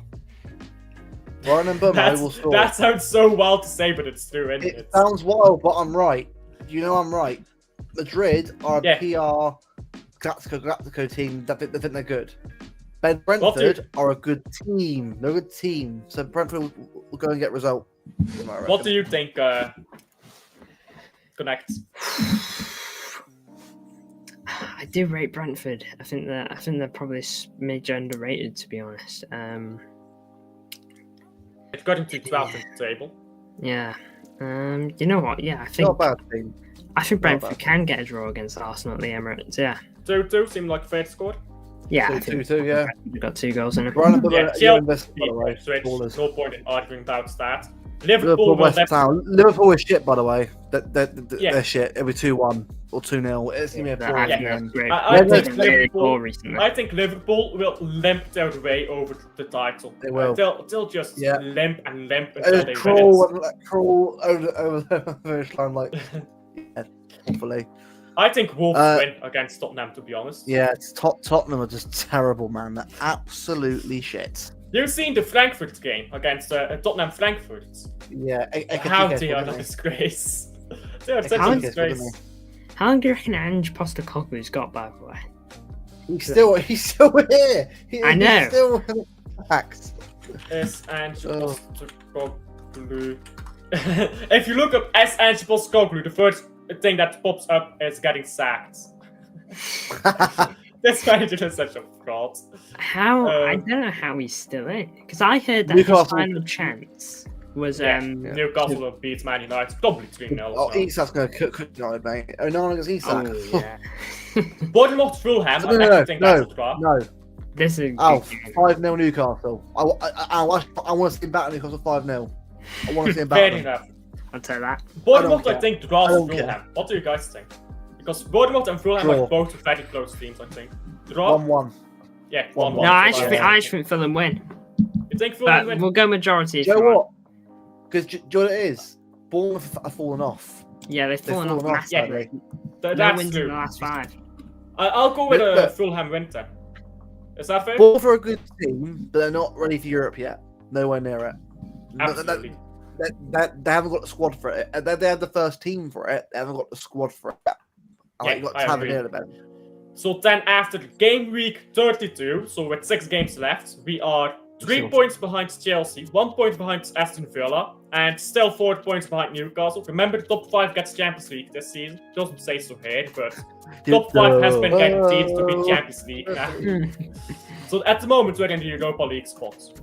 Is it 2 Europa League spots or 1? I'm not sure, actually. It's such a weird new system. So Brentford-Brighton. I actually think Brentford will beat Brighton at home. And I think it will be Brighton and Bournemouth are falling off. Bright ball Yeah. falling off. They're good. So I think 3-1 Brentford, to be honest. Something like that. Draw. 2-2, I think. 2-2. Yeah. Or 1-1. If Alonso and Mateta are going to cook them. I think we got Everton, what- by the way. Because here's the thing, 1-0 City. Everton away, Everton on the road, it's not as good as Goodison Park this season, but at Goodison Park this season, since it's been announced that they're leaving Goodison Park, they've been unreal in that stadium, I have to say. Alf, if we win 1-0 last minute through an own goal, are you going to see over celebrate? I'm going to do that. If we win 1-0 to do an own goal, I will not celebrate. But if we win 1-0, I don't care. if we win 1-0 right at the end, because of a scummy goal, especially if it's a Savinho goal or a Doku goal, I will be celebrating that so shamelessly. If it's one of them two that scored, I will celebrate so shamelessly. And I will be all over Twitter hyping up whoever scores that goal. So I think realistically, though, it's a 1-1. It stinks of a 1-1. I think it stinks of 0-0. But yeah, 0-0. Ultimately, I don't think we're winning. I'm going 1-0 City. Scummy winning goal. I hope you're right, Luke. He laugh. Just laughing. Absolutely. Mate. West Ham against Southampton. 0-0. Both shit. 0-0. Yeah. West Ham are trash, mate, or something. Yeah, Graham Both Potter. 0-0. No. Yeah, well, actually, no. West If Ham they- 3-1. West Ham went 2-1. If they get another draw, they are not the worst Premier League team of all time, and I want them to be the worst It should be. team of Fucking all shite. time. Awful. I want them to be the worst So of all bad. time. So, They deserve it. They really do. absolutely. They've been so pathetic this season, haven't they? Aston Villa against Newcastle. Ooh, 2-2. 2-2. Huge game. Insane game. I think Newcastle win. I think Newcastle is just on a high right now from winning the Carabao Cup, and I think they'll win. So tiebreaker Imagine like fast to connect. I think. Oh, I think this will be a comeback from Newcastle from 2-0 down to win 3-2. Okay, Just 2-3 to Newcastle. Not then. winner for Newcastle. Just throw it in the wall because Newcastle get a winning goal out of nowhere. I think Chelsea beat Fulham. Keeper. I think Chelsea beat Fulham. A scummy goal. I think they'll win. 1-1, I think. Draw. Yeah, I'm No, not so draw. sure. Chelsea Yeah, I aren't think good, draw. man. Chelsea are really Chelsea aren't poor. good. Okay. Majority I can rules. draw. 1-1. Arsenal should beat Ipswich, even Yeah. if they're bad. Man They don't. United will draw Wolves. I think. Wolves. Cunha's going to quit United. United shite. Yeah, I actually think Cunha. I think Cunha's going to be playing extra good at the moment for that summer move because he wants to move in the summer. We know that. And I think he's going to really start cooking now. Not that he hasn't, been, Newcastle but called him. even more. Newcastle called him, mate. Trust me, he's going to Newcastle somewhere, I reckon. Mhm. Him and the Bunno. Calling it now. Leicester. So are we saying a draw or a Wolves win? I think we can win 3-1. If they lose again, mate. Oh, Wolves, mate. mate. That club is banned for us, mate, honestly. Leicester, Liverpool, Liverpool should Leicester. win that. It will be Yeah. a stinky 1-0. But Liverpool will win. Should be This a will be high 7-0. scoring, I think. This, I think, will be a high scoring game, but Yeah, Forest Forest should Tottenham. win. Yeah. By the way, Forest deserve third place. By the way, they deserve third. Yeah. They deserve it at the moment. They're playing really well. Congrats to Yeah, them. absolutely. Forest have been the most improved team by a country mile, haven't they? Yeah. Oh, Forest. That was It's the man. unreal. I had them relegated in my prediction. I think I had Yeah, them so did bottom. I think I had Forest second from bottom. They've been so improved. They've been so Yeah, improved. this incredible season. job he's done. What's his name? Nuno? Yeah, Nuno Espirito. It's a long name. Yeah. Let's look up the name. Manager Forest. Nottingham Forest. Nuno Espirito Santo. That's his name. Okay. Man City City against Villa. Aston Villa. I think no that's City 2-2. lost the winner again. Shameless. I don't care. Rodgers' Shameless own goal. drag over the line top four. I'm taking it. I I'll mean, throw I it will on. take it, but I don't think it's happening. It's a 2-2 written over the wall, I think. I'll take a draw with Villa. Easily. Yeah. Yeah. So I think we all agree draw. Yeah, draw. Yep. I think Arsenal draw Crystal Palace, actually. They've been woeful in London derbies. I think they'll draw this. Yeah, I think that's realistic. Eze will score one to goal. He doesn't go Arsenal. Eze is a baller. He's a baller. Absolutely. Yeah. Chelsea Everton at Stamford Bridge. Surely they can't be that bad. Draw. Again. Draw? Jared Brantwaite last minute equaliser. I don't think that's happening. I think Chelsea's winning. I swear, if I get all my stuff right, I'm calling you out. See, I told you we win 1-0 probably every time. We're gonna have to come back to this at the end of the season. I'll get the clip ready at the end of the season. We'll come back to this. Yeah, I think Everton win, or sorry, Chelsea win. I think it'll be a shameless Chelsea win. I think it's gonna be Shameless. Yeah, I think it's gonna be like a true just dragging it over the line type thing. Just barely. Cole Palmer score of someone's leg goes in. They win the game. Yeah. So, well done. You beat Everton. Big up to stop. KDB hat-trick tomorrow. Palace isn't scoring. I hope you're right, but I'd take that. That'd be beautiful. That'll be lovely, but 7-0 win. I don't think that'd be 7-0 win game. I'll take 7-0. What I'll take a striker? 7-0 win right now. 7 goals in the game. What's ever happened? Brighton against West Ham. That's an interesting game, actually, I think. I think that can go both ways. Brighton win, I reckon. I think Brighton win? 1-0. It'll be a shit game. Brighton right now are on the beach. I don't know they can get Europe, but they're on the beach right now. They're not playing well at all. I don't know why. They're just playing terribly. Newcastle flying through this one. Yeah, they're 7-0. Destroy Ipswich. 7-0. 7-1. 7-1. Yeah, I think that's. Big up to Brazil. The lap gets a goal. Southampton, they're losing every game. They're losing every game. If they win a game, I'm like, hold on a minute. Where was that? And it's here. Why do it now? I know. Shameless. Wolves, Leicester. I'd say relegation top, but Leicester is already relegated. 1-0 Wolves last, then move on. Yeah. Leicester is so bad. It's unreal. Yeah. Who's actually worse though? Because Leicester is shit as well.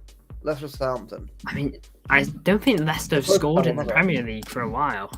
I think Leicester are probably the worst. Lucky to done some small games. I think Leicester got. I think Leicester got worse when they took Van Nistelrooy. I think they got worse, to be honest. Yeah. Yeah.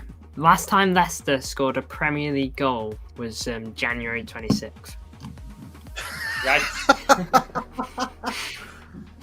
That is bad.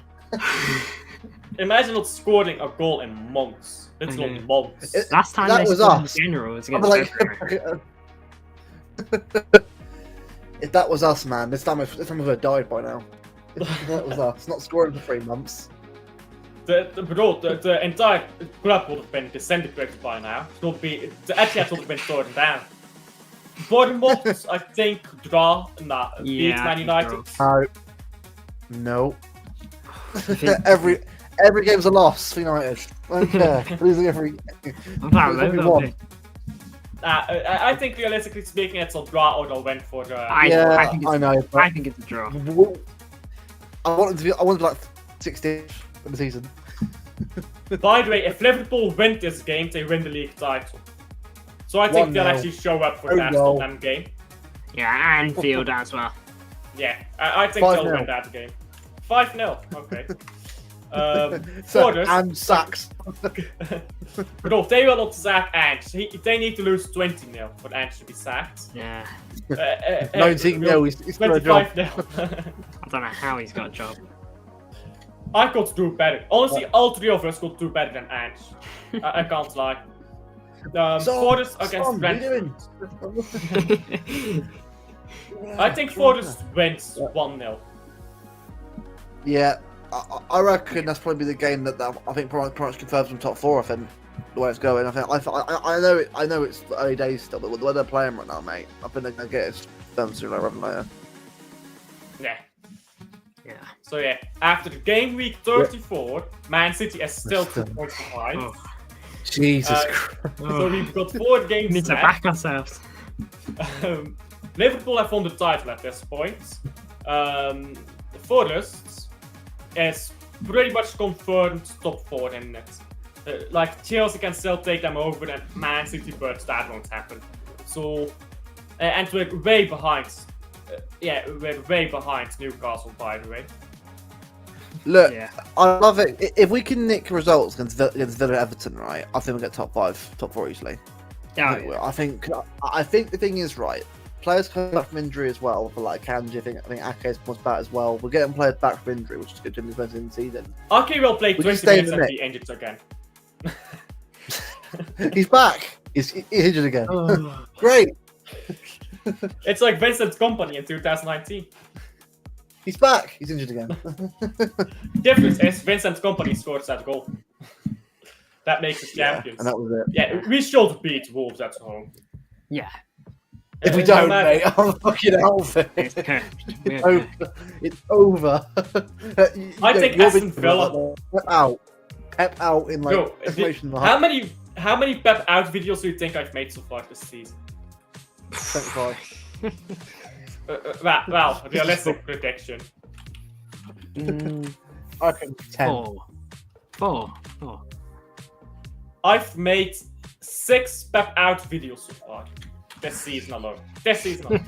Well, I have to if make we lose to Wolves, by the way, you are going to be Pep out, fully Pep out. I know you will be. You'll be like Super Saiyan Pep out. Actually, I'm going. Oh my god. I have 14 sack Pep videos. Oh my god. Where did you miss out on 8? Sorry. It's because I looked up Pep, but I also had videos titled "Sack Him" with Pep in the title.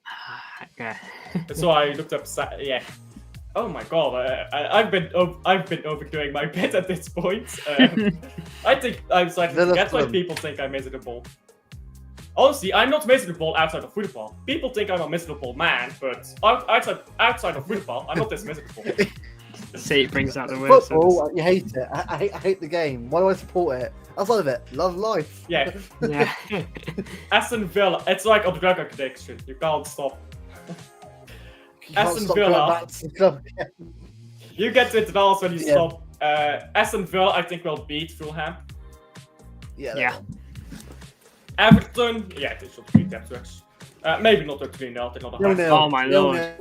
No. 1-0, because I don't want Southampton to pick up a point. Because if they pick up one more First point, goal since January. one more draw, then they are not the worst Own team goal. in Premier League.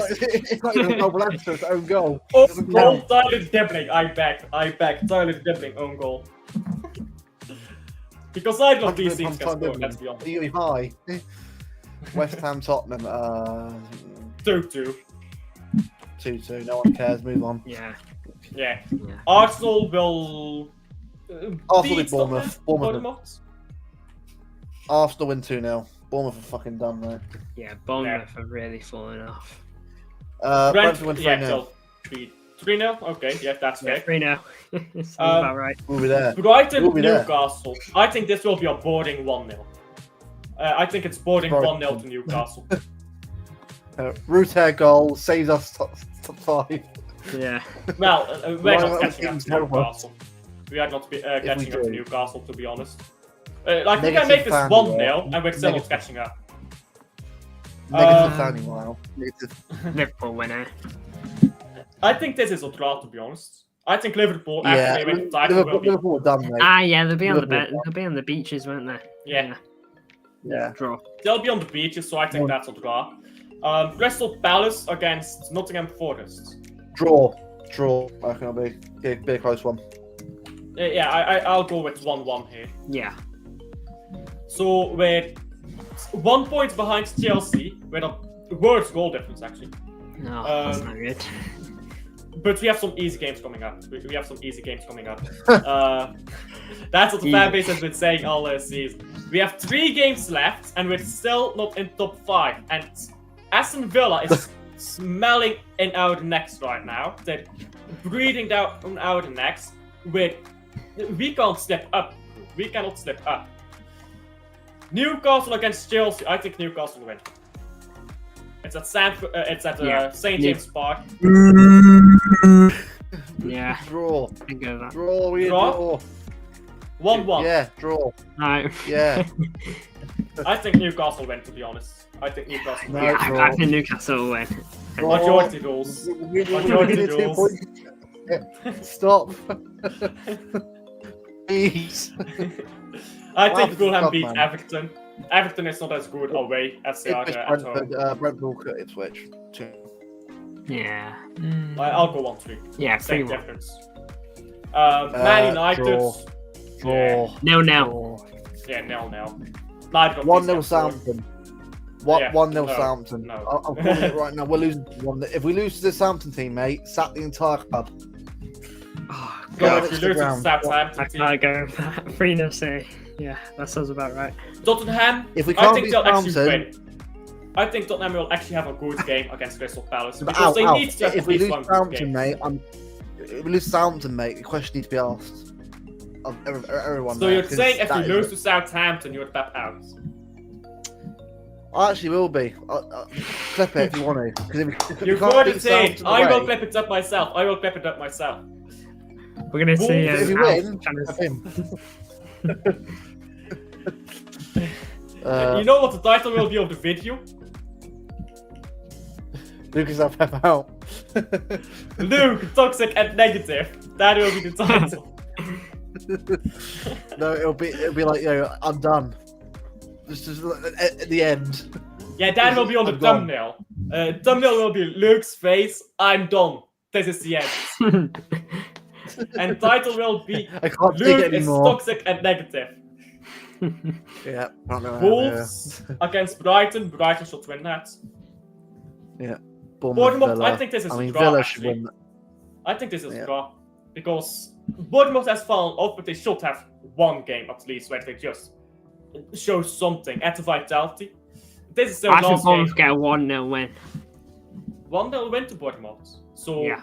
Luke is saying that Villa wins. I'm saying a draw, and you're saying Bournemouth. Well, now we're really torn. You know what Right. we'll do? You know I'll what go we'll draw. do? Coin toss. I'll go draw. Okay, we'll go draw. There you go. Alright. I was gonna toss a coin to see. No, What's the I result of don't the- care. Move on. I don't care. Forest against Forest Leicester. Leicester. I think Forest. 4-0 win. Forest, mate. Yeah, It's a derby. Forest could Leicester. They will. It's 4-0. a derby. They will. That's like saying that Salford against Man City is a derby. Oh, imagine Liverpool lifted the title here. This would be great. I think Bro, Arsenal this wins. is the most boring 0-0 draw you'll ever see in your life. Yeah. By the way, Liverpool not already fair. has won the Not title at this Liverpool. point. Liverpool has already won the title at this point, so So right now, we're in we top are 5. fifth. Get Yes! Shamelessly celebrating against Southampton. And then we Come lose on. against Southampton to miss out on top 5. Yeah, la.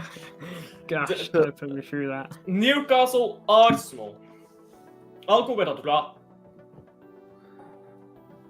2-2. Yeah, Isak can 2-2 sounds score. right. Isak should Arsenal fans for a 2-all draw, shamelessly. Yeah. And then Arsenal will not have beaten Newcastle this season because they lost twice to them in the Carabao Cup. Yep. Tough to suck Villa in. Tottenham. 1-0, 3-0 Villa. Yeah. Tottenham is shit, dude. They are really shit. The They are way shit. Tottenham is shit Yeah. this season is incomprehensible. 3-3 draw on this one. 3-3 draw. I was actually going to say a draw. Who's from but- Tottenham? Who's from Tottenham? Is it Porro, Idogi, Romero? Probably. They can't get anybody to play as a front score goal. No. 3-3 draw on Brentford Fulham. no, Brentford, Fulham. not the Tottenham one. Tottenham. Oh, Fulham. Okay, fair enough. No. Lucas was paying attention. What? Richarlison hat-trick. I'm not that bad. You know what, yeah? Richarlison was a good player when he was playing at Everton. At Everton, Richarlison was a good player. What happened to him? Spurs is shite. Yeah, Yeah, at Spurs he Brighton, fell Liverpool. off, but at Everton he was a good player. Do you know what? Brighton Liverpool 2-1. And all of a sudden, mate, Brighton in the top 6. Yeah, and Liverpool is on the beaches. They don't care anymore, isn't it? Yeah. They've already done the trophy Really, lifts. can't They're just smoking. They're playing the kids at this point. Yeah. Chelsea, Man Chelsea, United, Man Chelsea, United. United. Palace, Wolves. Yeah, 1. Palace won that one. Yeah, I think 2-1. it's a close game. Yeah, 2-1 as well. Everton win because fuck Southampton. 1-0. Yeah. 1-0 to the Everton. Leicester. The lad Patrick. Leicester against Ipswich. I think Ipswich wins this. I think Leicester is just 3-1. words of these three. Yeah, 3-1. Yeah. Braced by Liam Delap. Patrick. Liam Delap Patrick. brace.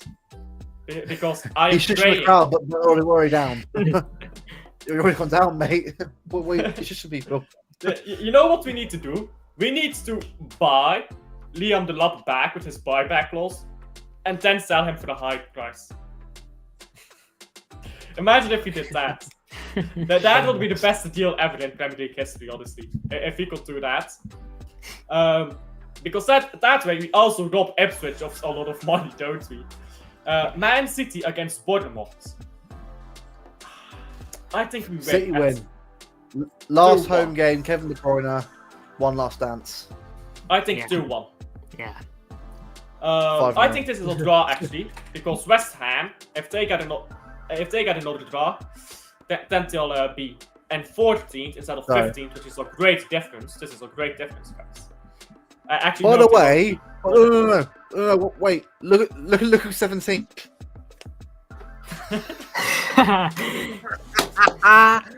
Brilliant. Oh Alf, dear. if you see this, It's we wonderful. get top 5. We're all being shameless, by the way. They're 17th. We're all being Absolutely. shameless. Ah. Then we will bring But- out videos. Man United is lucky that Leicester, Ipswich, and Southampton was shit.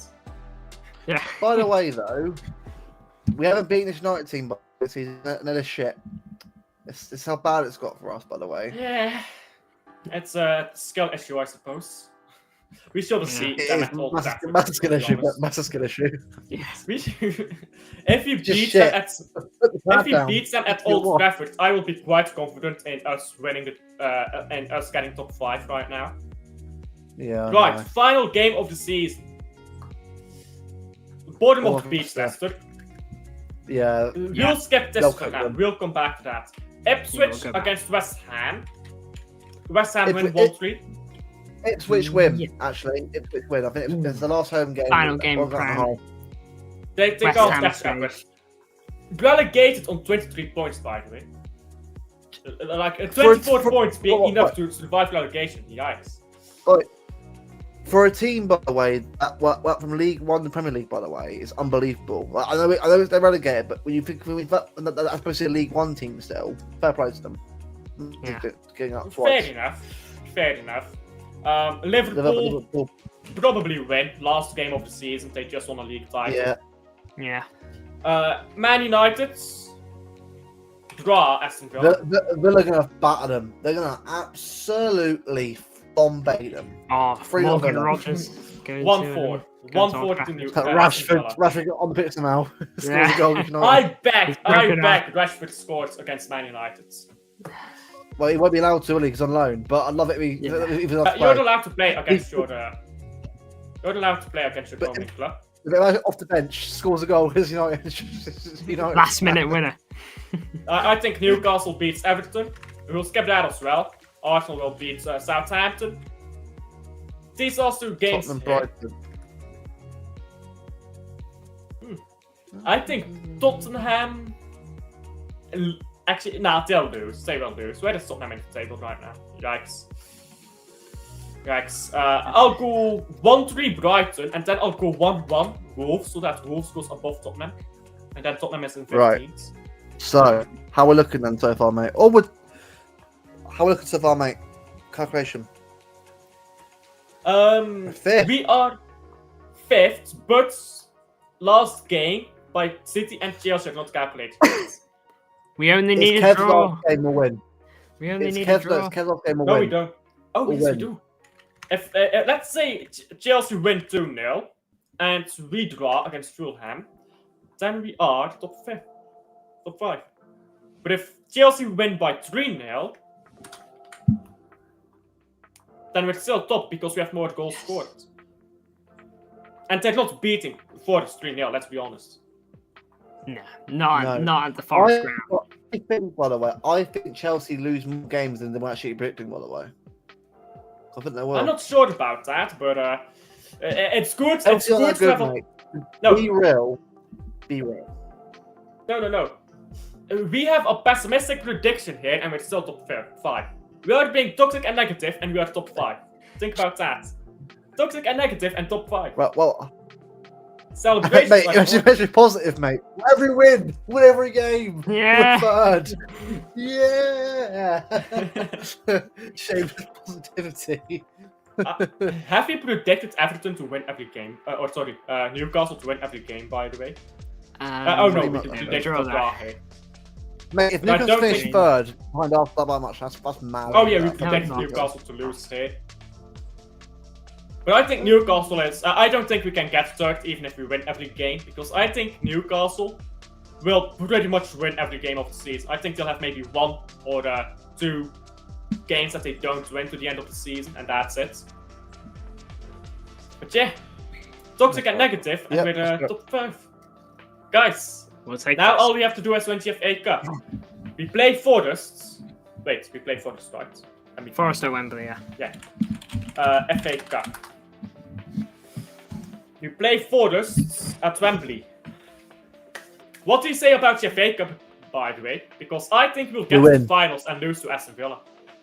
To be honest. No, we win everything. We win it. I'll tell you right now, right? We're in it. We win the Premier League as well.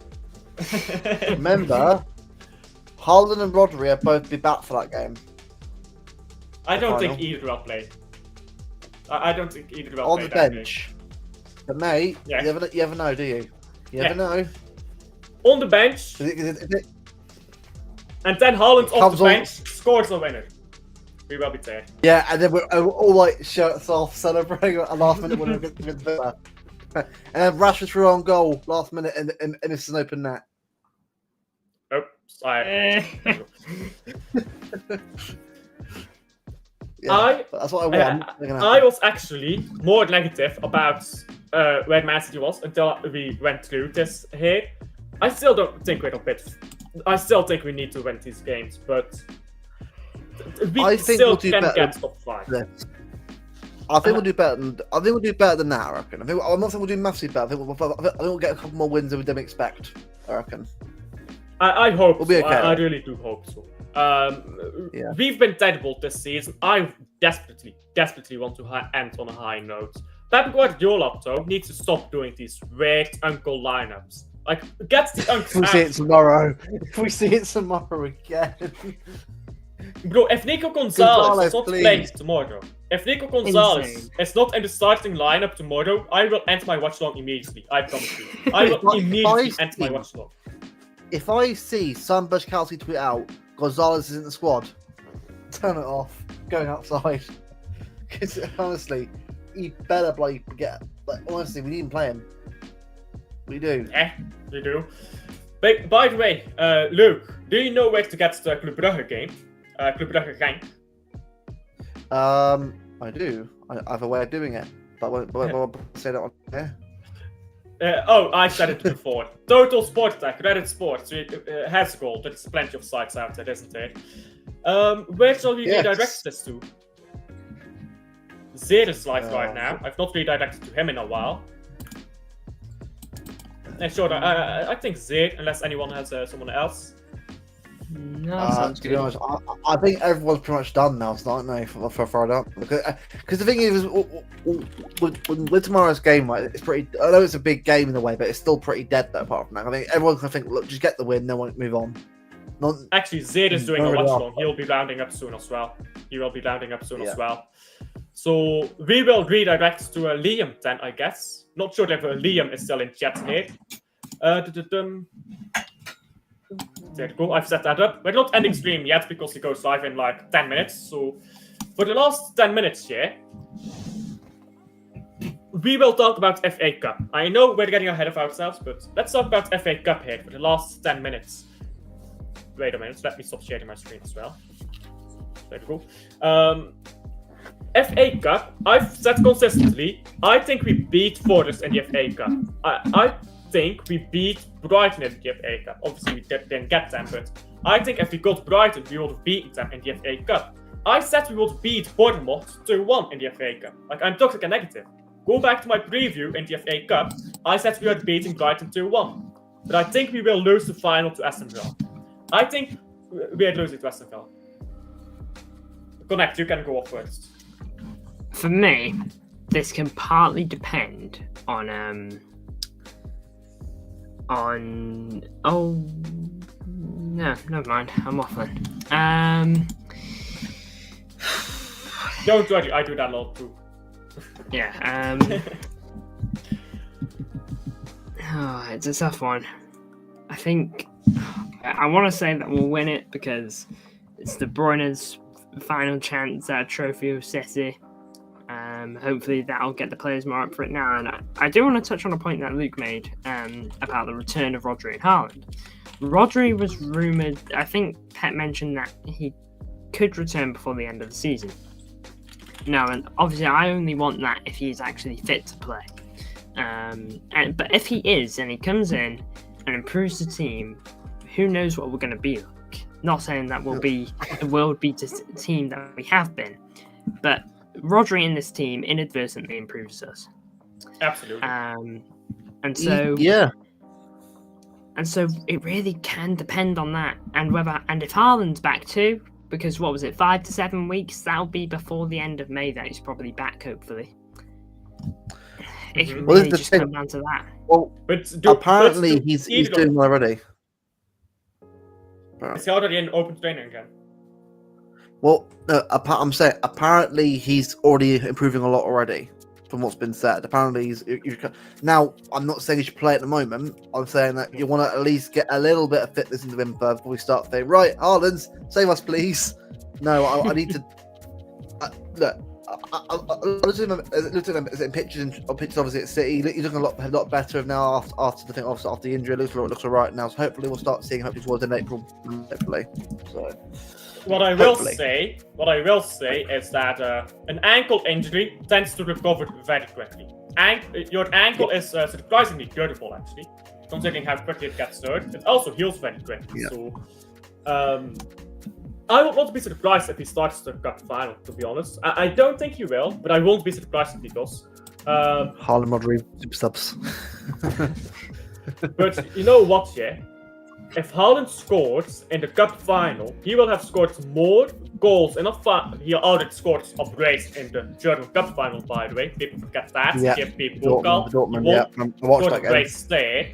But if he scores in the FA Cup final, he will have more goals in finals for the English team than Harry Kane, Mo Salah, if we count non-penalty goals. And the big guy, who is the Premier League GOAT? Go on, who's the Premier League GOAT? Honor. 0 goals in the final. So if he needs only one goal. My dream, though, is Kevin De Bruyne to score one last screamer in that final to win the game. Because I tell you, right, if that happens, and down our end as well, but we get the crowd roaring, like. No, I hope he scores. I hope he scores down the opposite end and runs down the end. Adebayorsa. Oh yeah, because you know what, right? We all want Kev's club captain to win a FA Cup because that would be for me. Absolutely. Look, it's not a Premier League title. It should be a Champions League. Something like he deserves to have that honour. But if we can get him one trophy, and then after that, go to Miami with Messi and Cook. So. For that. He needs to go to the Club Brugge actually because he has blood on his hands in 11-12. Because we would have won a fucking league title. I had never seen Club Brugge win a league title yet. We were gonna win a league title. De Bruyne decides I'm gonna get 5 GA in 2 games against you lot, and you're fucked. And bye league first league title for young old me. Hold that. First league title for young old me. Nah, fuck you. Get out of here. And then we did not win a league title until 4 years later.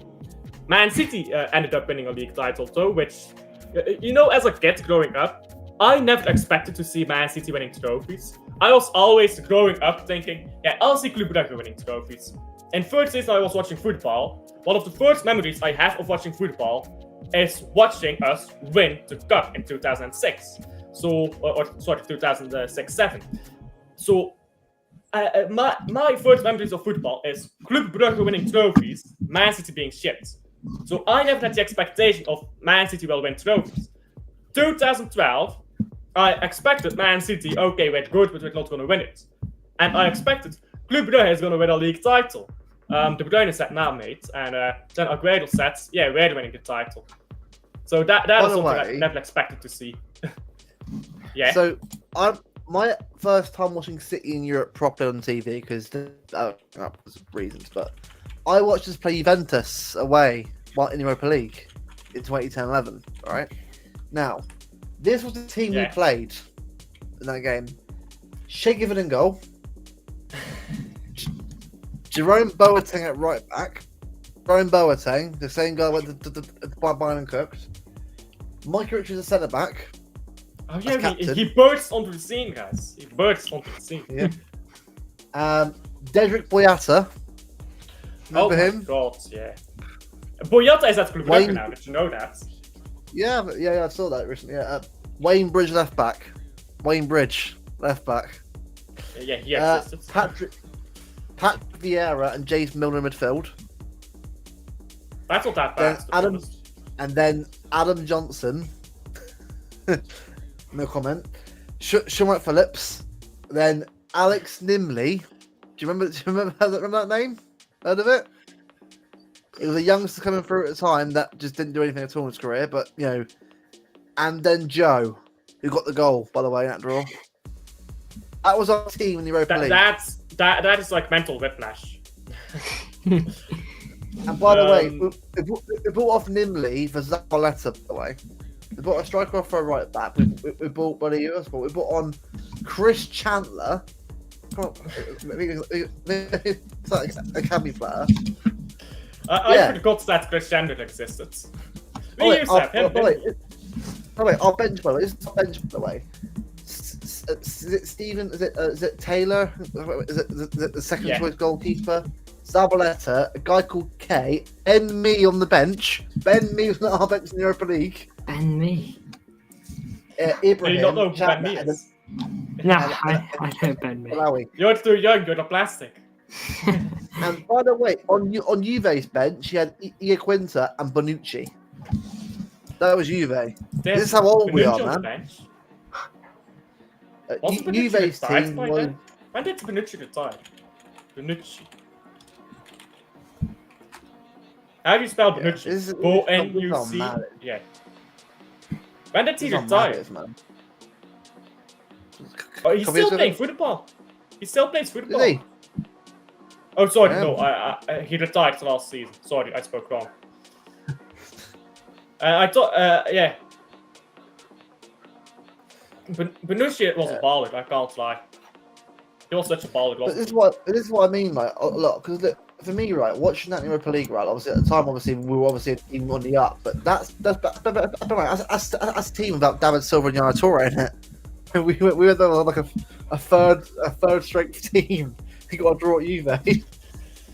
Bonucci, by the way, just to add some context to his career, has won 9 league titles, 5 cups, 5 super cups, actual super cups, not dented plates like in England, and 1 Euros. He's had a baller career, hasn't he? I always rated Bonucci, but people for some reason never rated him. Italian football just don't get rated, do they? For whatever reason. No. Yeah. It's so weird. People just don't give respect to them. Right now, who is the best midfielder in the world while Rodri is injured? Right, I can't say De Bruyne anymore. I really can't, because as much as I want to say Kevin De Bruyne, it's not in the moment. It was at one point. It was for the last 6-7 years. It was Kevin De Bruyne, but I can't be shameless. I can't be pretending that it's still a couple of years ago anymore. Even last year, he was still probably the best midfielder in the world. Last year, he wasn't playing very much. Yeah. It's not Bellingham. I'm not having that. No. Florian Wirtz is up there, but is Wirtz really the best midfielder in the world right now? I don't think so. I think he has the potential to become the best, but I don't think he's the best yet. Give it a couple more years. Musiala's good as well. Musiala's good as well, but Musiala's not quite. Again, they're both very, very close, but they're not quite there yet. Pedri? Yeah. Nah, Pedri, I think, is the same level as Musiala.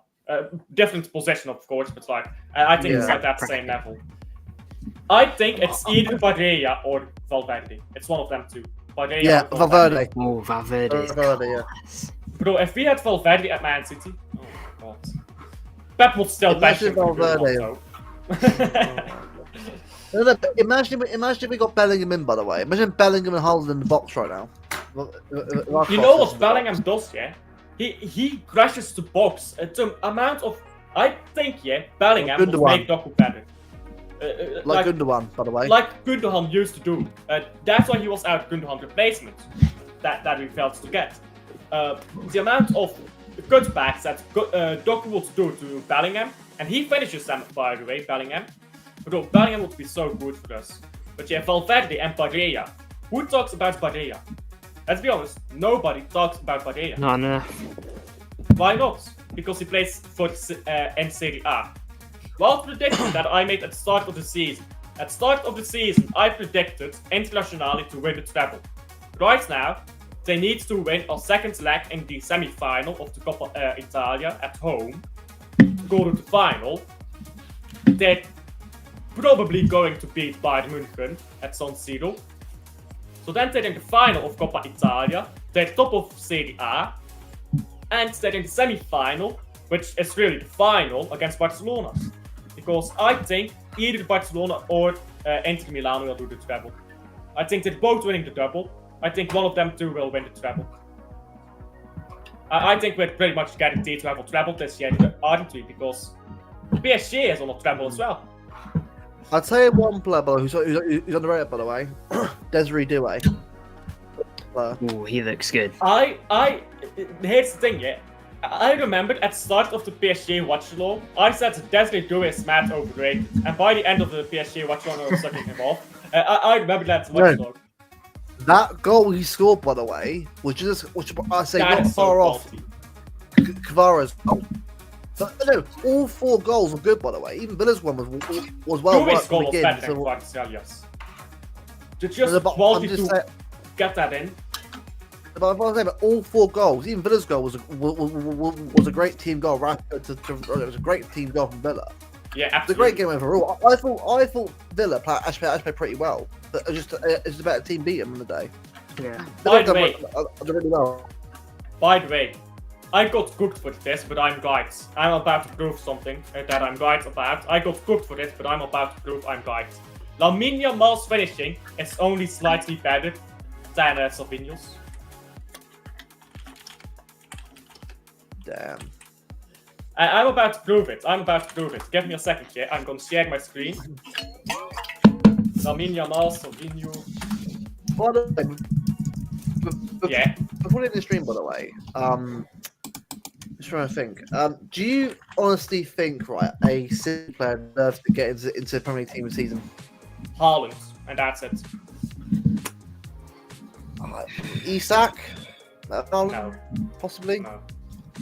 Nah, Isak will not have 10 goals at this Man City team. That's how bad this Man City team is. I think Haaland has carried this Man City team so hard. It's not even funny. I think he's had a better season than in the treble season, but it's just because the rest of the team is nowhere near. That's why I think that we haven't seen. Oh my god, I killed my music again. Fuck's sake. I keep doing this. I'm a fucking mutant. And I keep doing it when it's a good song as well, isn't it? And now it's back with the basic starting song. Anyhow, let me share my screen, yeah, and I'm about to prove. Can I not just share my complete screen? Oh, I can. Very cool. Now you guys can see my complete screen. You can see my OBS. Yay. There we go. So, I'm about to prove that Lamine Yamal is only better. He's a better player than Savinho, by the way. Let me just put that out there. He's a way better player. But let's go to XG, and let's go to XG performance and difference. And I've said this, yeah, and I'll explain. And I know eye test, and I'll get to that too. The difference between them is not a lot. And Yamal has like 2 or 3 deflected goals as well, which massively pushes up his XG difference. If you actually watch them, yeah, the amount of chances Yamal misses, he misses like 3 sittings a game, but then he'll go down and score the 4s. So honestly, yeah, Yamal is not a good finisher, if I'm being honest with you. The amount of chances he's missed, but the difference is he is so good, he'll just make chance after chance for himself. He'll eventually score. You see that goal by Yamal against Dortmund? He miscontrolled the ball. Yes. It hit his foot. He did not mean to hit his foot. He miscontrolled it and it went in. That was an accident. That goal against Dortmund, go watch that back. That was an accident. He did not mean to score it. It was a miscontrol. It did feel like a weird hit. Yeah, this man. Yeah, I will say though, his cross to Rafinha for the 3rd goal was brilliant. Like I say, and to Lewandowski.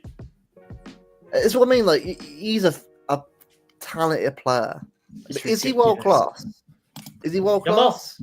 35 GNA at 17. Lamine Yamal is world class, yes. Yeah. But get age. Okay. Age has nothing to do with world class. Lamine Yamal is world class. But here's the thing why I'm mentioning it. Lamine Yamal, yeah, will get better at finishing as he gets older. However, if this man is playing the amount of minutes he has right now, he will be watched by 2025. They've got to monitor him. Foden did not play nearly minutes as Yamal at this age. No. And Foden's situation is a bit different as well. Foden has like a disease or something like it's not good right now for him at the moment. I do feel for him. Yeah, I do feel for him, but he really should get away from the pitch for a while. I think it would really benefit him to just get off the pitch until the end of the season, and then maybe play in the FA Cup and have some minutes in a game with winning comfortably. Like if we're winning 3-0, put Foden on for 10 minutes, let him play without pressure, right? That I think is better for him than making him start these games, and it's better for us at the moment as well. But Foden, we can't keep playing him when mentally he's not there, physically he's not there, he's just not there at the moment. We need to get him some rest, both mentally and physically. Yeah. Anyhow, that's it, I think, unless anyone has anything else they want to say. I think we got everything covered today, to be fair. Yeah. It's been a chill one.